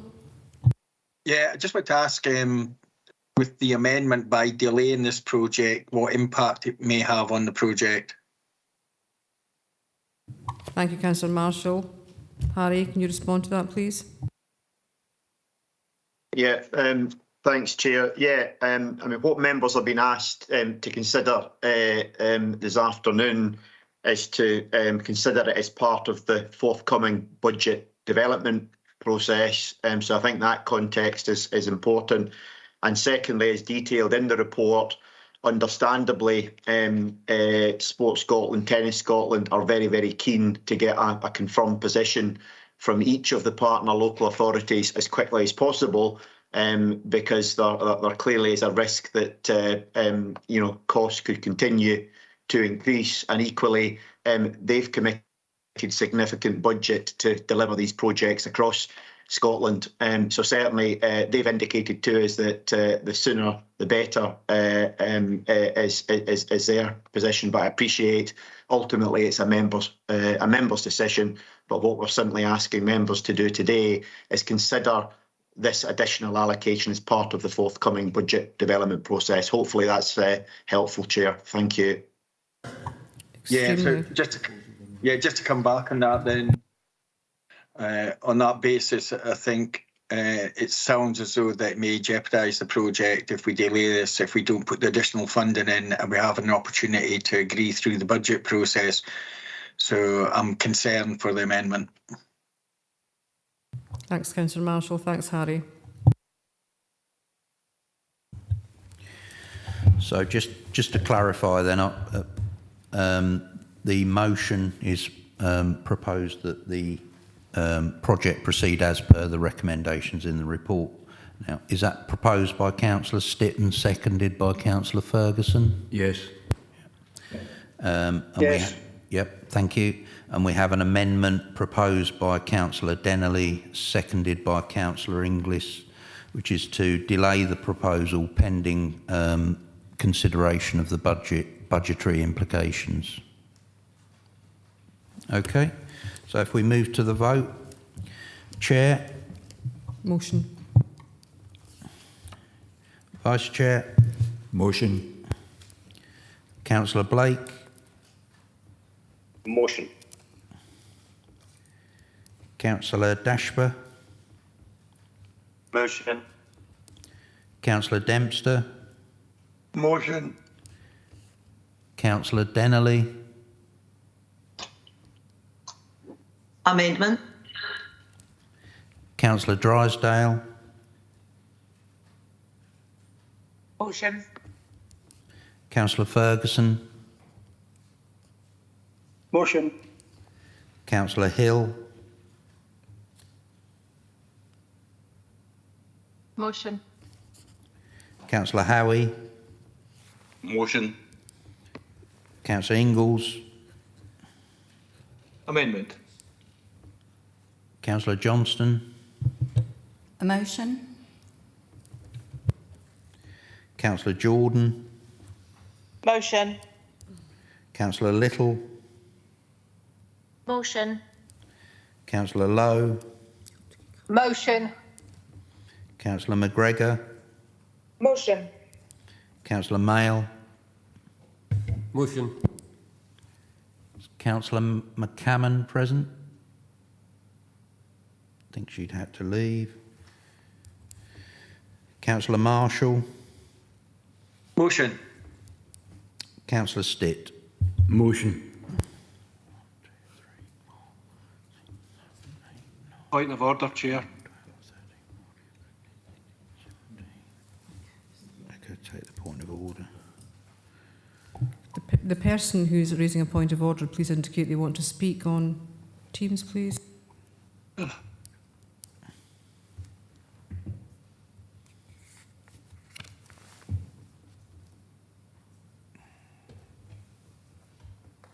Doogie Campbell. Councillor Campbell.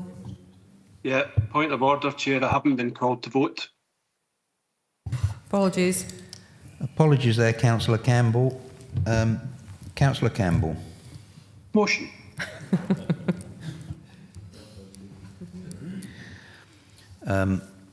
So moving to the result then, the motion's carried by 18 votes to 2.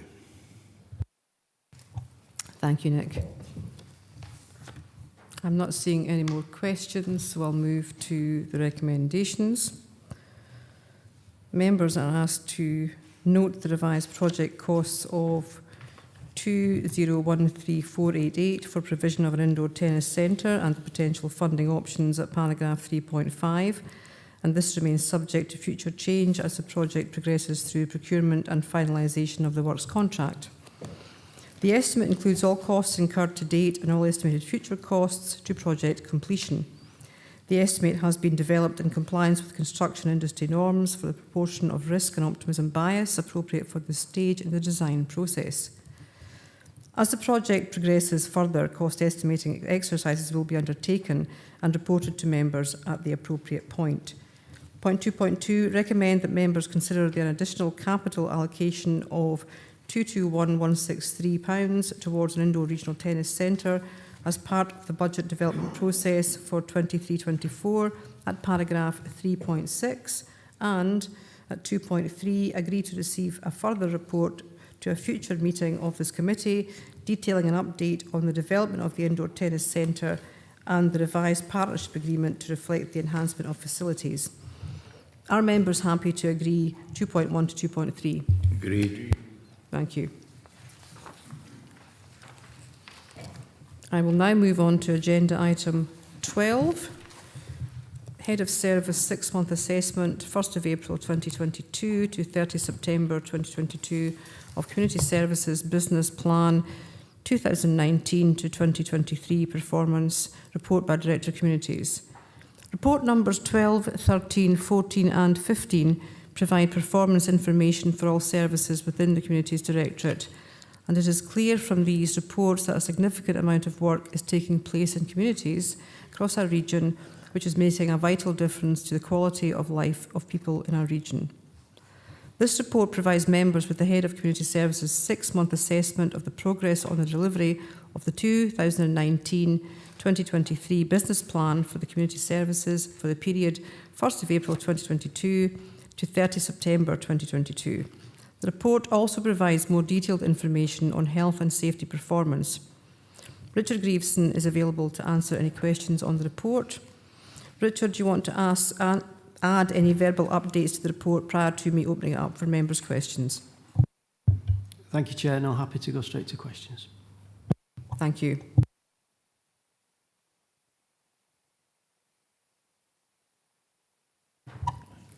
Councillor Drysdale. Thanks, Chair. Thanks very much for the report, Richard. 3 quick things to point out, and possibly if you could give me answers on them, that'd be most helpful. First point is just for noting the youth work services team have done a brilliant job across the region, especially with children's mental health support.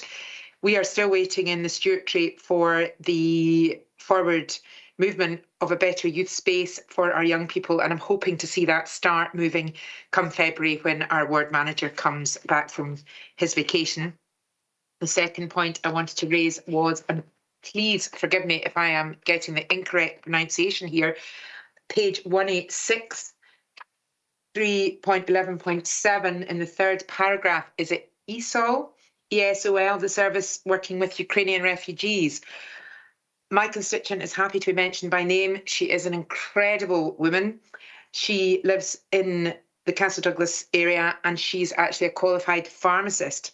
She's absolutely desperate and she's on the waiting list for her language learning skills to be taken up to level 5 because she's actually a qualified pharmacist and there are jobs available in the Stewardship for her. Until she gets this qualification, she can't do anything and just has to work in the hospitality sector, which she's totally happy doing. She's a hardworking girl and she's going to continue to do that. But the current wait for her is heading towards the end of this year, Richard. I'm just wondering if there's any way we can either find more funding, use volunteers, or I believe it's through the college she does it, so it would have to be paid people that give our Ukrainian refugees the requirements needed to progress with their chosen careers that they're qualified in. So it was just to get a quick update on that. How's it going, and is there any way it could be speeded up? And thirdly, on page 188, 3.15.2, going forward to maximise the opportunities of the tourist season and minimise any problems. I just wanted to put on record that we've all been a bit alarmed about the state of the rubbish on the A75, and I'd just like to thank Derek and Harry Hay, who are agreeing to look into this going forward. before the tourist season approaches us in the spring. So thanks for that. So it was really the second point. Thanks, Richard. Thank you, Chair. Thank you, Councillor Drysdale, and I concur with your remarks in terms of the positive work by our youth team across the whole of Dumfries and Galloway. I'll hand over now to Richard to answer the last part of question 1 and question 2. Thank you. Thank you, Chair. Thank you, Councillor Drysdale. Appreciate the very positive comments about Youth Work team and the services we provide. I know that colleague Mark Malloy, as well as the local ward officers, are in dialogue with property and estates at the moment, following the very positive discussions between the joint full council and youth council meeting in terms of their aspirations. So I'll make sure that a council receives an update in regard to those discussions specific to that area. And in terms of the ESOL, English as a second language, happy to speak to Councillor Drysdale directly in terms of the specific issue as raised, and obviously engage with colleague Stephen Jack in terms of that matter and see how we can move things forward positively as soon as possible. Through you, Chair. Thank you. Councillor Drysdale, does that address the questions that you've raised? It does indeed. Thank you, Chair. Thank you very much, Richard.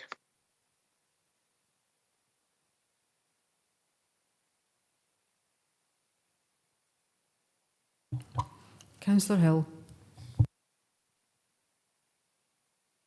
Hi, thank you, Chair. Yeah, just a couple of things. Page 189, 316.5. I'd just like to say fantastic work by the Youth Work on that scale again. You know, they do a fantastic job across the region, especially over in the West. So highly commended for that. Going back to earlier on in the paper, I notice on page 183, 3.11, providing the best start for life for our children, confidence and skills. And it says community-based youth work opportunities deliver the local youth groups, projects and opportunities for our most vulnerable and marginalised young people and support young people's health and well-being. It is good that we support the most vulnerable and marginalised people, but they do also support all of the children in the region if they want to uptake this. So I just wanted to highlight that. Turning over the page, and I'm looking at page 184 and 185. 311.6, 11 targeted primary schools in Dumfries and Galloway.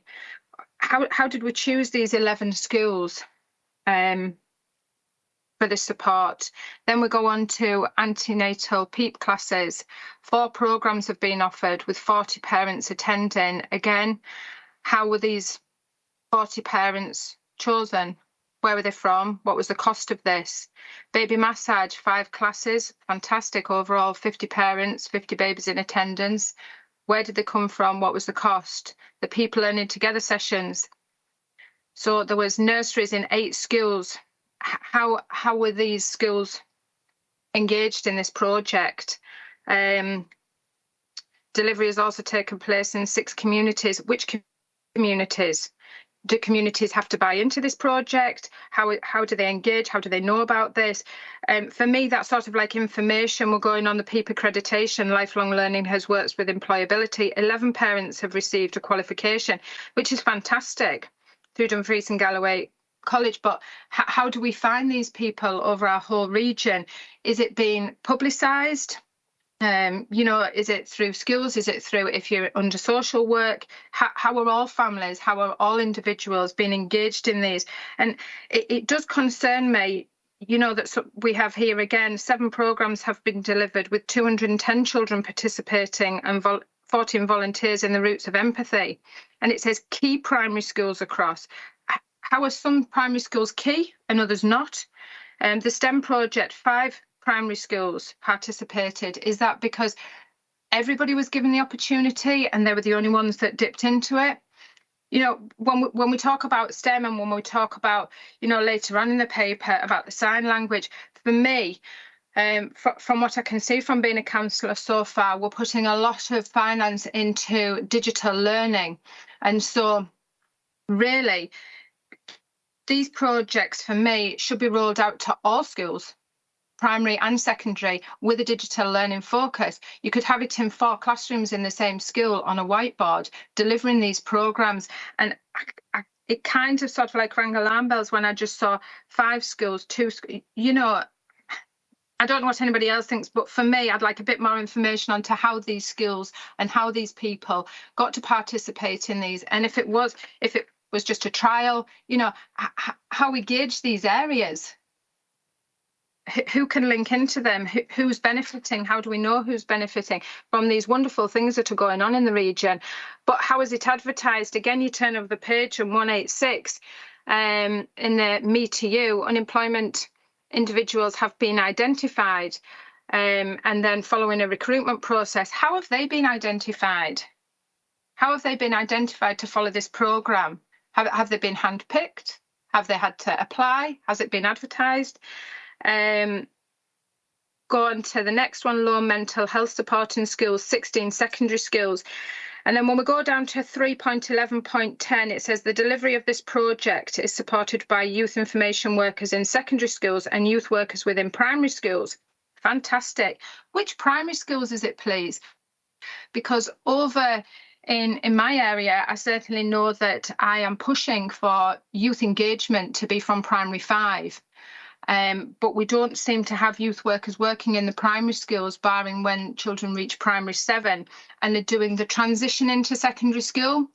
Now, for me and my background working with children for many, many years, if you engage children at a younger age in youth work and these facilities, then we don't lose them.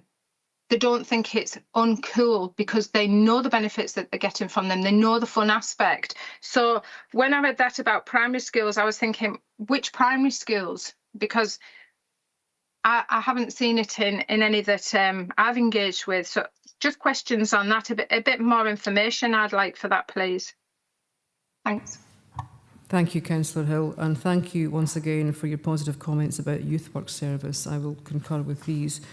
In terms of your questions, I think there's some hard data that you want there that perhaps can be provided as part of a response to all committee members by Richard or his team. And in terms of criteria, I'll ask Richard to answer those questions. Thank you. Yeah, thank you, Chair. Thank you, Councillor Hill. Really relevant and important questions. As the Chair has said, more than happy to provide further information to all committee members, both in terms of the criteria and in terms of the ward data. And in essence, Councillor Hill, you know, all of the things that you mentioned there are all relevant in terms of the criteria. It is around promotion of the activities available, both on a local and a regional basis. It's about dialogue with service partners and service users in terms of identification of areas of priorities and need. It's about targeted intervention programmes aligned with that. And of course, all of that is within the somewhat finite resource we've got within the lifelong learning and the youth work teams.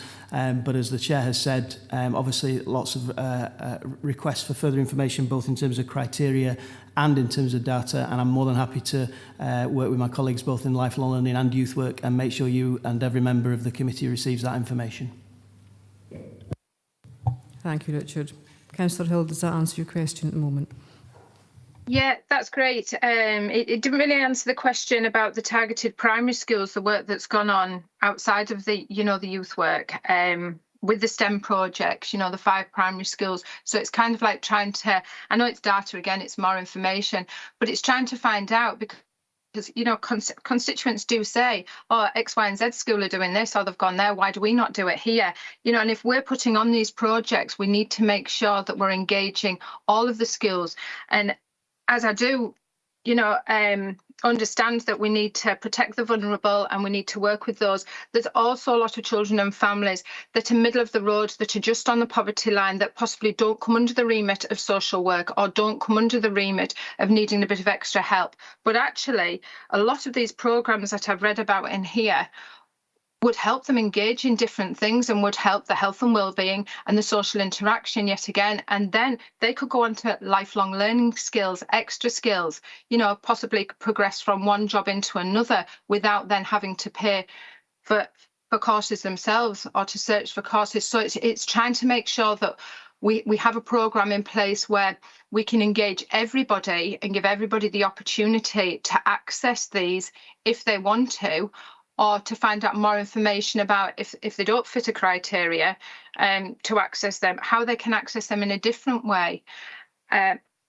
You know, possibly working with third sector on the younger youth work as well. There's grant funding out there, but doing it together, doing it joint, doing it collaboratively, working as teams across the region with youth workers who deal with the older children, working with third sector organisations to try and set up those younger children so that they can then go through the pathway into the council youth work, which is phenomenal. I mean, the awards, I'm going to the awards nights in a couple of weeks over in our area.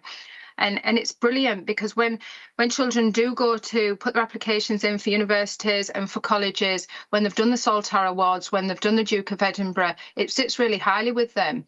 So I'm not being derogatory with what I'm saying, but I just feel that some of the wording in here, with it only being specific, 5 schools, 7 this, you know, how are we doing that? I'd like more information of how we can spread it out, spread our wings and make sure that everybody can engage so that we are being inclusive. Thank you, Councillor Hill. I think we all aspire to parity of access for every child across Dumfries and Galloway, and hopefully the information provided by Richard's team will give us some more information as to how we can do that. Thank you very much. I'm not seeing any additional questions. So I will move to the recommendation. Chair. Apologies, Councillor Ferguson. Thanks very much, Chair. I'm referring to the exception reports in Appendix 2 on pages 210, 211, 212, the health and safety ones. I totally, actually, I agree with the course of action. What I'm really questioning here is, what does Gov Delivery do? And because I know from my previous life that there is a case law that handing somebody a leaflet or something like that isn't training under health and safety regulations. So what is, how are we going to really communicate with the staff if we're not doing it the way that it's currently been doing, and we have been doing, and especially if we're taking these 3 off, how would we then be made aware as elected members that the actual fact that the staff are being kept fully informed? Thank you, Councillor Ferguson, for that. I'll hand over to Richard for a response. Thank you, Chair. Thank you, Councillor Ferguson. Yeah, in terms of the health and safety exception reports, members will be aware that this is an exception status, if you like, across all of the business plan update reports that are before committee today, and that's because they are corporate indicators, as is detailed within the document on page 211 of my particular business plan update report. As it states in that narrative, obviously the corporate health and safety team are moving away from the current arrangements, and we are currently in discussion with them, Councillor Ferguson, around what their replacement type service will be in terms of these updates and comms as around to health in terms of health and safety. What I would say to members, to give members assurance, I think on in terms of my service and indeed on behalf of my head of service colleagues, is that over and above these corporate indicators and through the director's approach in terms of health and safety across the Communities Directorate, we each have our own separate and independent health and safety working groups, which have a cross-section of each of our staffing groups as representation on them. We meet monthly, and those health and safety groups are chaired by each head of service, and therefore I can give members assurance in terms of health and safety being of paramount importance across our services in terms of reviewing performance, looking at incident, accident reporting, near misses, etc., and putting in place appropriate control measures where required. And of course, that includes communication with staff within our respective heads of service teams. So whilst this is important, it's before members today as a corporate indicator and one that we will develop with colleagues centrally, just to provide members with that further assurance that certainly health and safety is of paramount importance, and there is supplementary processes in place to ensure that we can give the director and indeed members those assurances. Thank you, Richard. Councillor Ferguson, does that address your question? Yeah, thanks very much. That gives me the assurance I wanted. Thank you. Thanks, Councillor Ferguson. I'm seeing, Councillor Hill. Yeah, sorry, can I just clarify, with you moving away from newsletters and updates and everything's going to be done from Gov Delivery, will all staff have access to that for training? Richard. Thanks, Chair. That's something, Councillor Hill, that we're still working with our corporate colleagues. As I say, this is a corporate indicator and something that they're taking forward across the council. What I can say again is within community services and within the communities directorate, we ensure that all health and safety relevant information is circulated and is available to all staff, regardless of whether they have access to IT, etc., or not. Thank you, Chair. Thank you. Councillor Hill, does that address your question? Yeah, no, that's great. Just because, with people working on the roads, they're not in an office, they don't have a computer, it's just to make sure that they have the same facilities. It's the same with casual staff, if they don't have access to a link online for it, how do they access these? Thanks. Excellent point, thank you. I'm seeing no further questions. I'll move to the recommendations.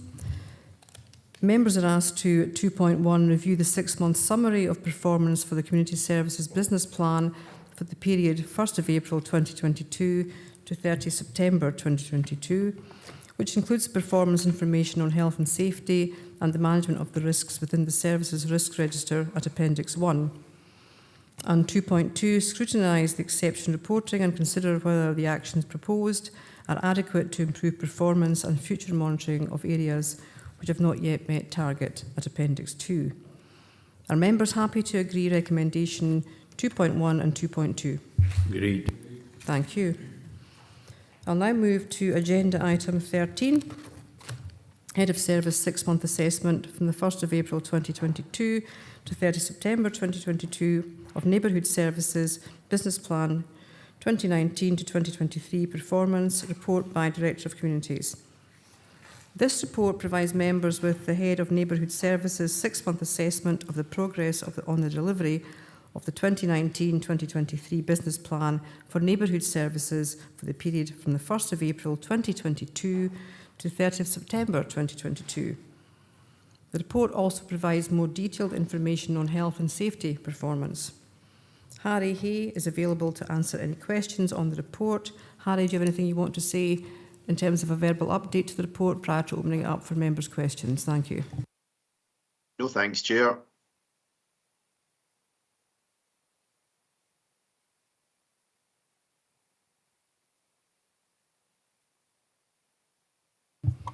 I'm seeing no questions from members, so I will move on to the recommendations.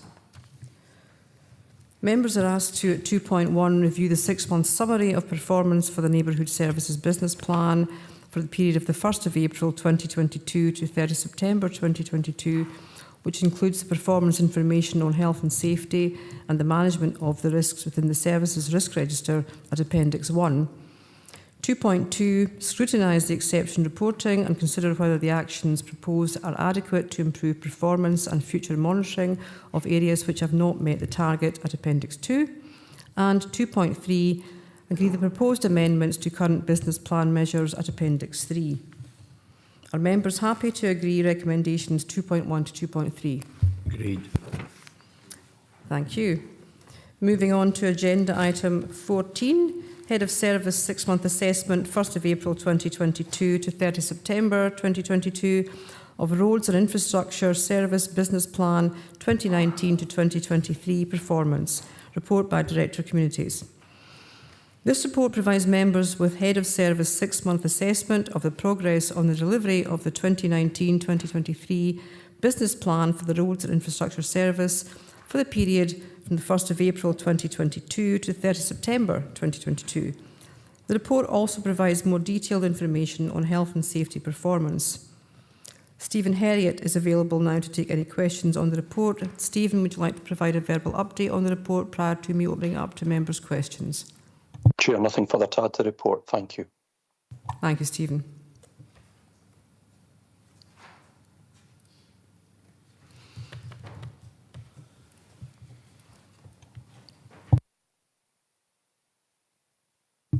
Apologies, I'm seeing no questions from members. So I will now move to the recommendations. Members are asked to, at 2.1, review the 6-month summary of performance for the Roads and Infrastructure Service Business Plan for the period of the 1st of April 2022 to 30 September 2022, which includes performance information on health and safety and the management of the risks within the service's risk register at Appendix 1. Item 2.2, scrutinise the exception reporting and consider whether the actions proposed are adequate to improve performance and future monitoring of areas which have not met the target at Appendix 2. And item 2.3, agree the proposed amendments to current business plan measures at Appendix 3. Are members happy to agree the recommendations 2.1 to 2.3? Agreed. Thank you. Moving on to agenda item 15. Head of Service 6-month assessment, 1st of April 2022 to 30 September 2022 of Governance and Assurance Service Business Plan 2019 to 2023 performance report by Director of Communities. This report provides members with the Head of Service 6-month assessment of the progress on the delivery of the 2019-2023 business plan for the Governance and Assurance Service for the period of the 1st of April 2022 to 30 September 2022.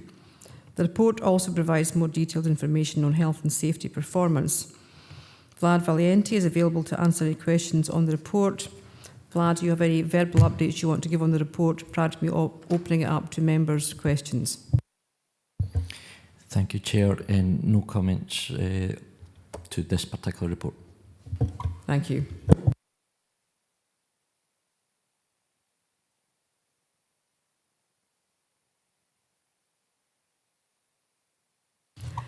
Councillor Hill. Sorry, thanks, Chair. You get sick of hearing my voice today. It was 3.2. It says it is recognised that recruitment can be challenging in our rural area, and so focus is being developed for skills and competencies for our existing workforce. And on the last two items, it also said, you know, a lot of the performance targets were down to the recruitment and the retention of staff. It's kind of, you know, in education, they're looking at a workforce plan and how we're going to do that. For me, every committee that I sit on is in a big circle and everything interlinks. So to get people to move to the area, you need things going on in the area, especially to attract them. You need a good wage. You need, so it's kind of, stop beating about the bush. It's kind of to ask the question of how are we going to develop this? How are we going to get people into these jobs so that we can keep them here? You know, how are we going to move forward? What sort of plans, if there is any, have we got, please?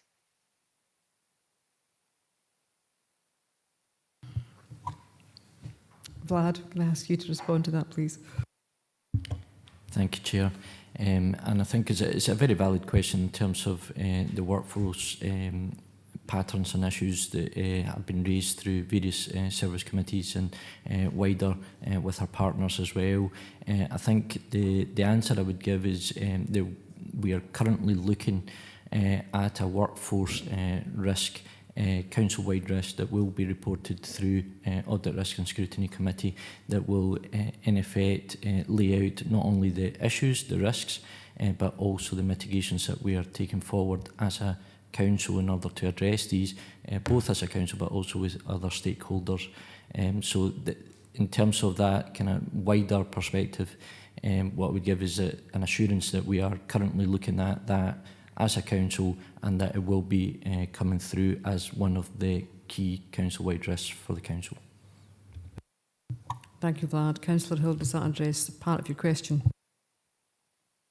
Yeah, it does address part of it. Can I ask that when we do look at recruitment, I note on my Job Scotland, a lot of the jobs are based Dumfries way. Not many open up Stranraer way, which then puts a barrier up for people for travel, because the cost of travel to get to work is what they're going to work for, to pay for. So I don't know if we can incorporate that into when we're looking at it, how we can possibly utilise staff that do work office based and can communicate via email or Teams being based in the West. Please. Thanks again, Councillor Hill. Vlad, would you like to respond to that, please? Thank you, Chair. Every job will obviously have its own particular job spec and requirements, depending on the job and depending on where that should take place. Yes, of course, we do consider if it's possible to be done remotely, and that's not only in terms of within Dumfries and Galloway, but overall within Scotland and beyond, if it can be done. But that's very much dependent on the job description and the job spec and what is required under that. But I can give the assurance again that before we put any job description or job spec forward, all of these factors are considered and then due course advertised, obviously through that process. Thank you, Vlad. Councillor Hill, does that address your question? Yeah, it does, and hopefully we'll see more moving forward, because a lot of the jobs I do look quite regularly on what's coming up in the West, and a lot of the jobs that are advertised, when you read the job spec, could actually be done from an office in the West, not just an office in Dumfries. But thank you for that. It'd be good looking forward to make some changes there. Thank you. Thank you. I'm seeing no additional questions, so I'll move to the recommendations. Members are asked to, at item 2.1, review the 6-month summary of performance for the Governance and Assurance Service Business Plan for the period of the 1st of April 2022 to 30 September 2022, which includes the performance information on health and safety and the management of the risks within the Services Risk Register Appendix 1. Item 2.2, scrutinise the exception reporting and consider whether the actions proposed are adequate to improve performance and future monitoring of areas which have not met the target at Appendix 2. And item 2.3, agree the proposed amendments to current business plan measures at Appendix 3. Are members agreeable to recommendations 2.1 to 2.3? Thank you. Moving on to agenda item 16. Governance and Assurance Review Phase 1, Findings and Recommendations, report by Head of Governance and Assurance. This report updates the committee on the initial phase of the Governance and Assurance Review, focusing on the legal services function. Following the Council appointing Vlad Valiente to the post of Head of Governance and Assurance, it was acknowledged we wanted him to provide us with a comprehensive review of legal and democratic services to ensure we demonstrate the best value and improve governance and decision-making overall. This review sets out a very clear assessment of what needs to be done to take matters forward, and I commend the review to you. Vlad is again available to take any questions on the report, and I would ask him if he wants to provide any updates to the written report prior to me opening up for members' questions. Thank you, Chair. Just a very brief introduction following your introduction, if that's okay. As members will note, this particular review has as a key objective looking at early intervention and prevention. I think that's really important in terms of the external costs and that cost avoidance proposal that we've got here. Members will see within the appendices what the external cost has been for the last 7 years, and we are looking forward in terms of that early intervention and prevention. Now, that can't be necessarily quantified in a straightforward way, but what we can certainly do is look to mitigate particularly capacity type work that we should be dealing with internally, and ensure that we have the right balance with our external suppliers in terms of any expertise or anything other than capacity. So at this point in time, what we're suggesting is that the proposal is focusing on early intervention and prevention, best value, as you mentioned within your introduction, looking at that long-term cost avoidance for the council as a whole. Thank you, Vlad.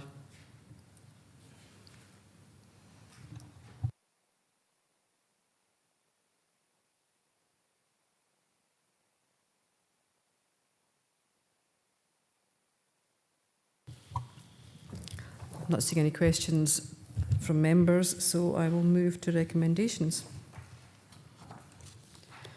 Members are asked to note at 2.1. Members are asked to, 2.1, note the findings and recommendations of Phase 1 of the Governance and Assurance Review, specific to legal service, and 2.2, note that the funding requirement is being considered within the budget setting process at paragraph 3.10. Are members happy to note recommendations 2.1 and 2.2? Thank you.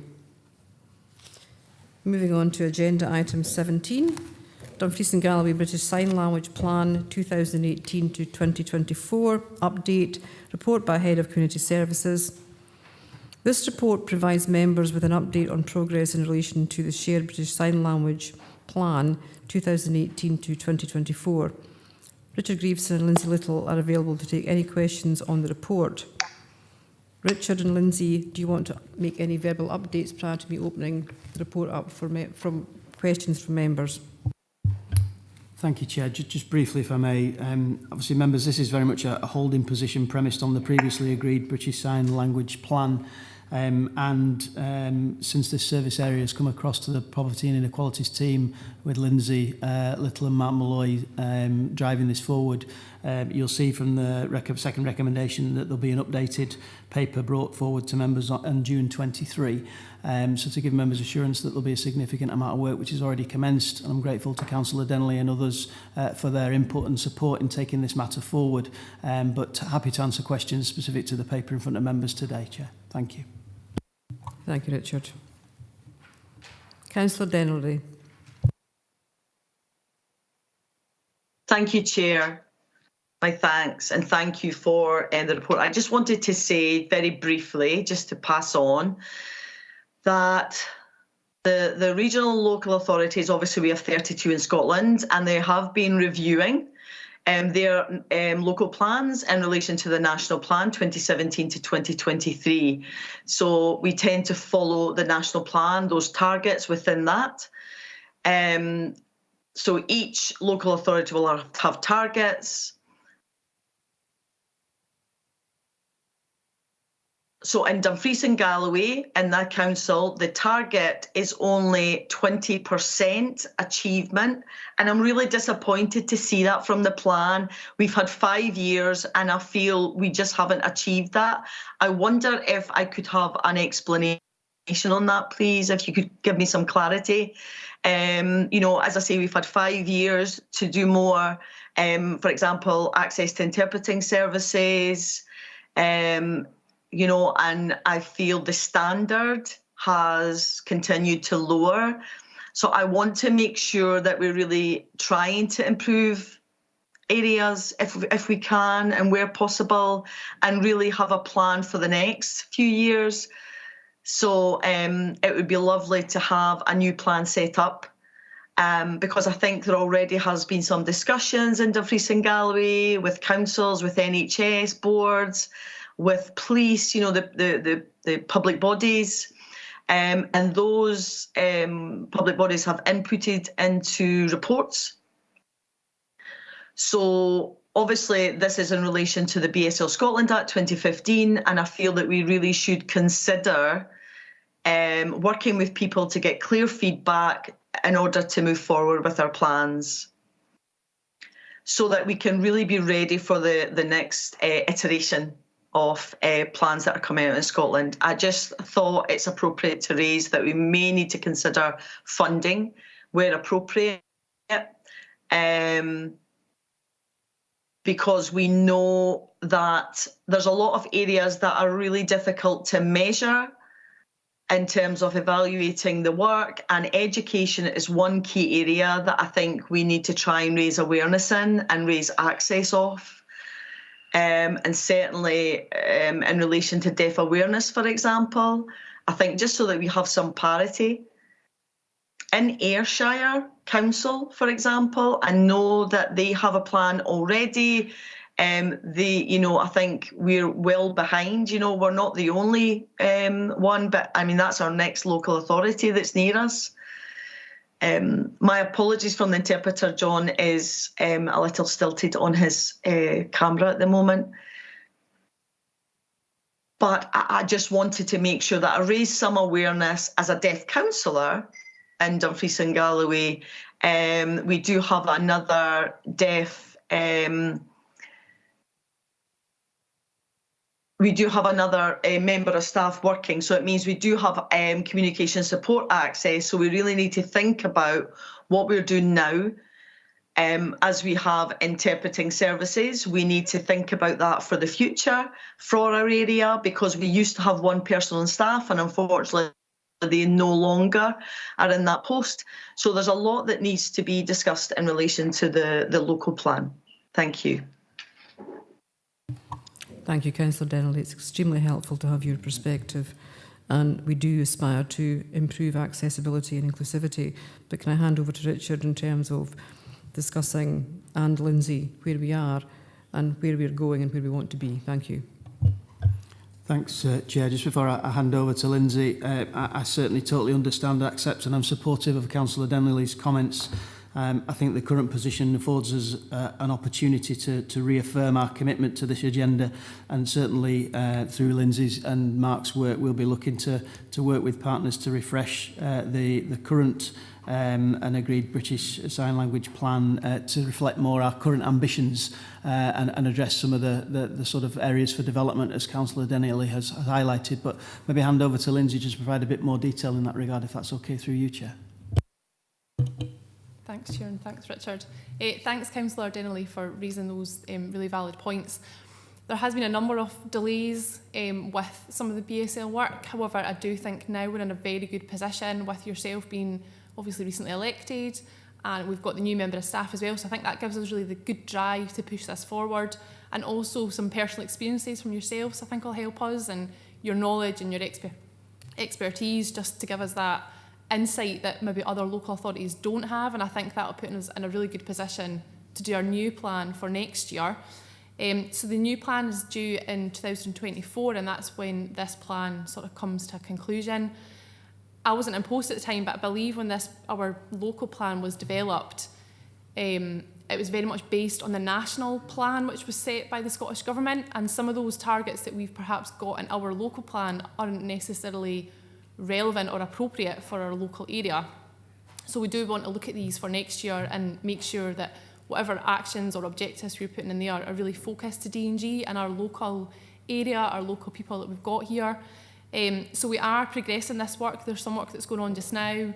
We've got a really good group of lead officers who are all responsible for each of these actions and pushing them forward in their own areas of business. And like I say, we're going to come in June with a full progress report, what we've done so far, what we're going to be doing over the next sort of year, and also setting out our plan for the 2024 plan. We're also planning to do a kind of consultation engagement exercise at some point this year. We really want to get the feedback from the BSL community. We need the BSL community to tell us what do we need to improve, what information do they want available on our website or available in other formats that would help them. So we're going to work with the British Deaf Association and the group that meet at the Stove on a regular basis and try and push that forward. So you have my absolute assurance that this work is being progressed at pace. And yeah, I look forward to obviously having a few more conversations with yourself just about how you can help and how we can help each other, really. Thank you. Thank you for that, Lindsay and Richard. Can I respond to that point? Yes. Thank you so much. Thank you to you both, actually, for your explanation there. I really appreciate it. And it's great to see that everyone's proactive about this and taking this forward. I know the BSL community will be delighted. They're very motivated to work with everyone and to have the correct infrastructure in place for our local plans moving forward. So that's really crucial for us. In terms of the BSL Act Scotland 2015, now we're almost at 10 years, let's say. And we're just obviously conscious of getting access. When we talk about digital infrastructure that's been mentioned and the funding that goes to that, we mentioned that in the school discussion. Not only that, in buildings, for example, having access. I know that in Dumfries and Galloway, digital, IT, everything to do with that, it can be really difficult, and there are still continue to be a lot of barriers for the community. So we can more and more have remote conversations. We don't have to actually get access into a building at times.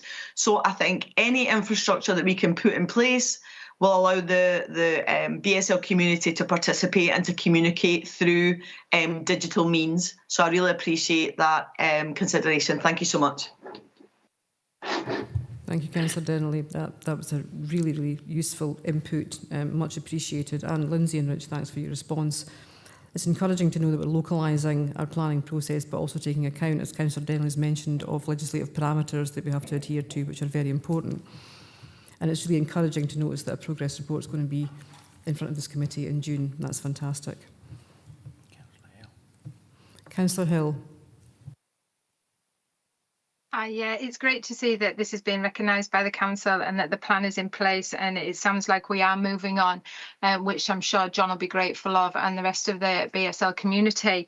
Looking at getting it right for every child and making sure we've got this in schools for the children and also for families, so that we're being fully inclusive and everybody can communicate. Goes back to what I said earlier. We are putting a lot of digital equipment into schools and into colleges, and I really feel that we could be a council to champion on this and to be a lead in incorporating British Sign Language into schools through digital ways. So I'd possibly like that to be looked at moving forward for the plan. I know I'm asking a lot, but I feel that it's really, really necessary, because I can only imagine how lonely it can be for some people who are in the BSL community. And I think by children learning this language from a young age, I would probably say you're more likely to come across a deaf person than you are a French person living where we do. And there are so many opportunities that are opened up as people progress through school and university. And as a council, we know ourselves by this meeting having to be postponed. We were struggling for interpreters. There is so many jobs out there, and it could really, really, really help the deaf community and make them inclusive. So if we could put that in our plan, even if it was digital learning, see which schools would take it on board and progress, we could then have children progressing out of school, being able to communicate and go on and do this fantastic work that, by the way, is really difficult to learn, because I have tried learning some things. So I take my hat off to the BSL interpreters, because they do an amazing job. And if we could produce some of those through our lifelong learning, that would be absolutely fantastic. Thank you, Councillor Hill. I'll defer to Lindsay and Richard to respond to that one. Yeah, thank you, Chair. Through you, thank you, Councillor Hill. Honestly, I don't think you are asking a lot. I think this is where we need to be in terms of this agenda and moving forwards. I know Lindsay has already had discussions with the Director of Skills, Education and Learning in terms of how we can work collaboratively on this agenda, and obviously engaging with all appropriate key stakeholders and others in that process. So more than happy to take that forward as part of this piece of work in partnership with our colleagues in education. Thank you, Richard. Councillor Hill, does that address your question? Yeah, that's absolutely great to hear, because I just think breaking down those barriers and making everyone inclusive is just so important. So yeah, thank you. Good to hear that. Look forward to hearing it in the plan. Thank you. Good point. Councillor Ferguson. Thanks for letting me in, Chair. There's no way anybody could disagree with anything that's been said up till now. But I think just picking up on Chris's point and Richard and Lindsay's assurances of where we're taking this forward, there's also another area of the deaf community who've got acquired hearing loss as opposed to from birth hearing loss. There's a huge and subtle difference between the two, because the vast majority of them don't lip read. They lip read, sorry, they don't use sign language.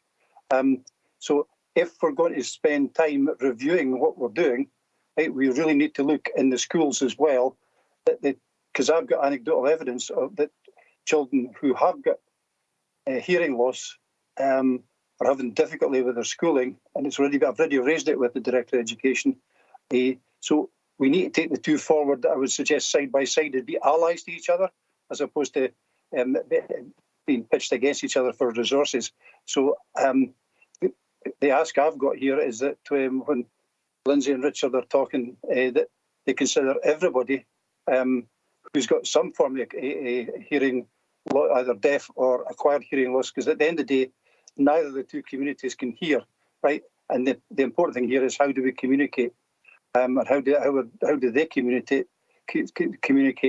And I'm fairly certain that even as a council, we could be setting an example. For example, this is getting streamed live. Are there subtitles? I would suggest no, they're not.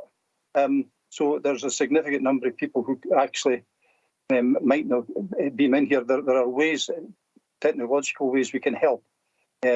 Over and above the way John, I see John's got his hand up. I thought he might. But I'm happy to hand it back across to him now, Chair. Thank you, Councillor Ferguson. And prior to going to Rich and Lindsay, I'll ask Councillor Deneley to come in again, if that's okay. Thank you so much. Thank you for raising that important point. And yes, they are separate issues, though, I have to say. You know, British Sign Language, it's the British Sign Language Act, and that's what we focus on. So it is about language, about culture, it's about linguistics, and it is our language. People who are deafened and hard of hearing are born hearing, and they've acquired English as a language, and they become deafened in later life. So,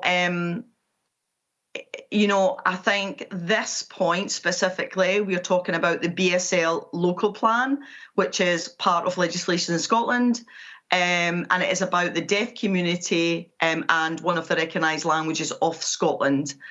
So it's particularly relevant to that, because the Act in 2015 obviously gave us royal assent and moved that forward.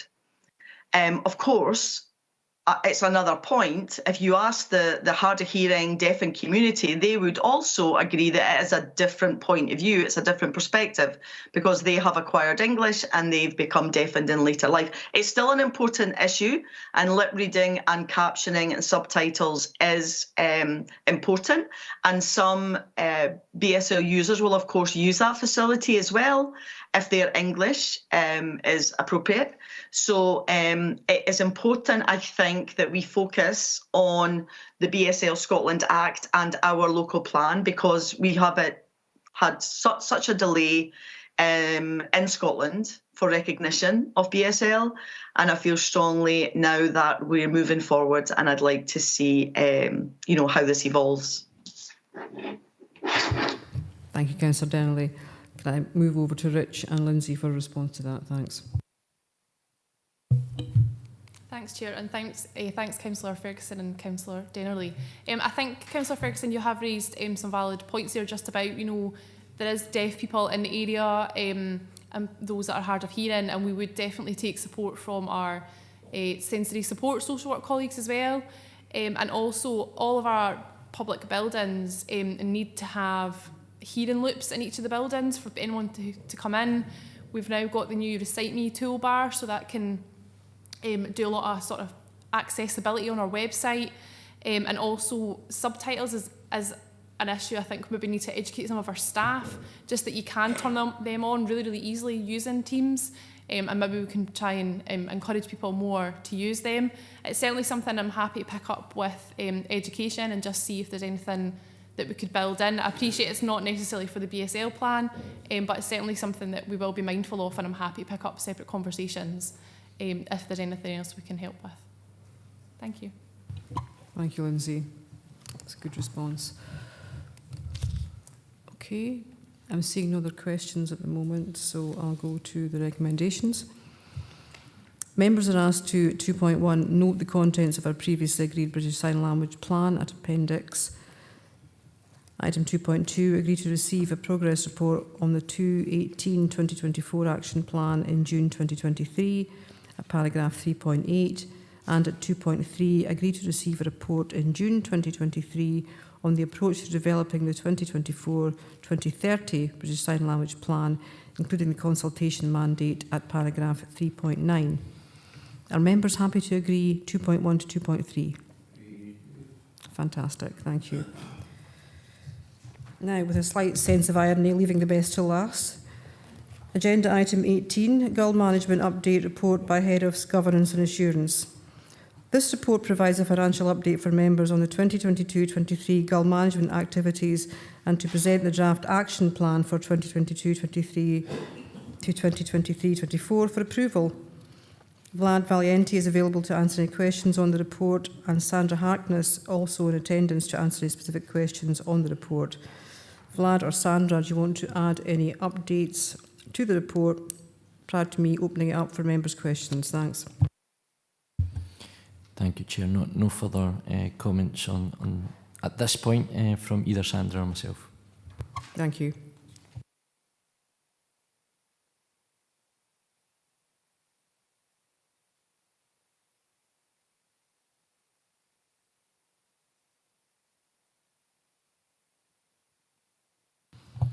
I'm seeing no questions from members, and I will now move to the recommendations. Members are asked to note at 2.1, note that as of 31st of December 2022, 67k of the annual 84k policy development funding had been allocated and agreed to receive annual updates on future expenditure, paragraph 3.3 to 3.6 and Appendix 1. And 2.2, consider and agree the draft action plan, paragraph 3.7 to 3.8 and Appendix 2. Are members happy to agree 2.1 and 2.2? Thank you. Agenda item 19, any other business deemed urgent by the Chair due to the need for a decision. I have no items of urgent business. Thank you, members, for your considered participation and questions, and have a nice rest of a Friday. Thank you. Thanks, Chair.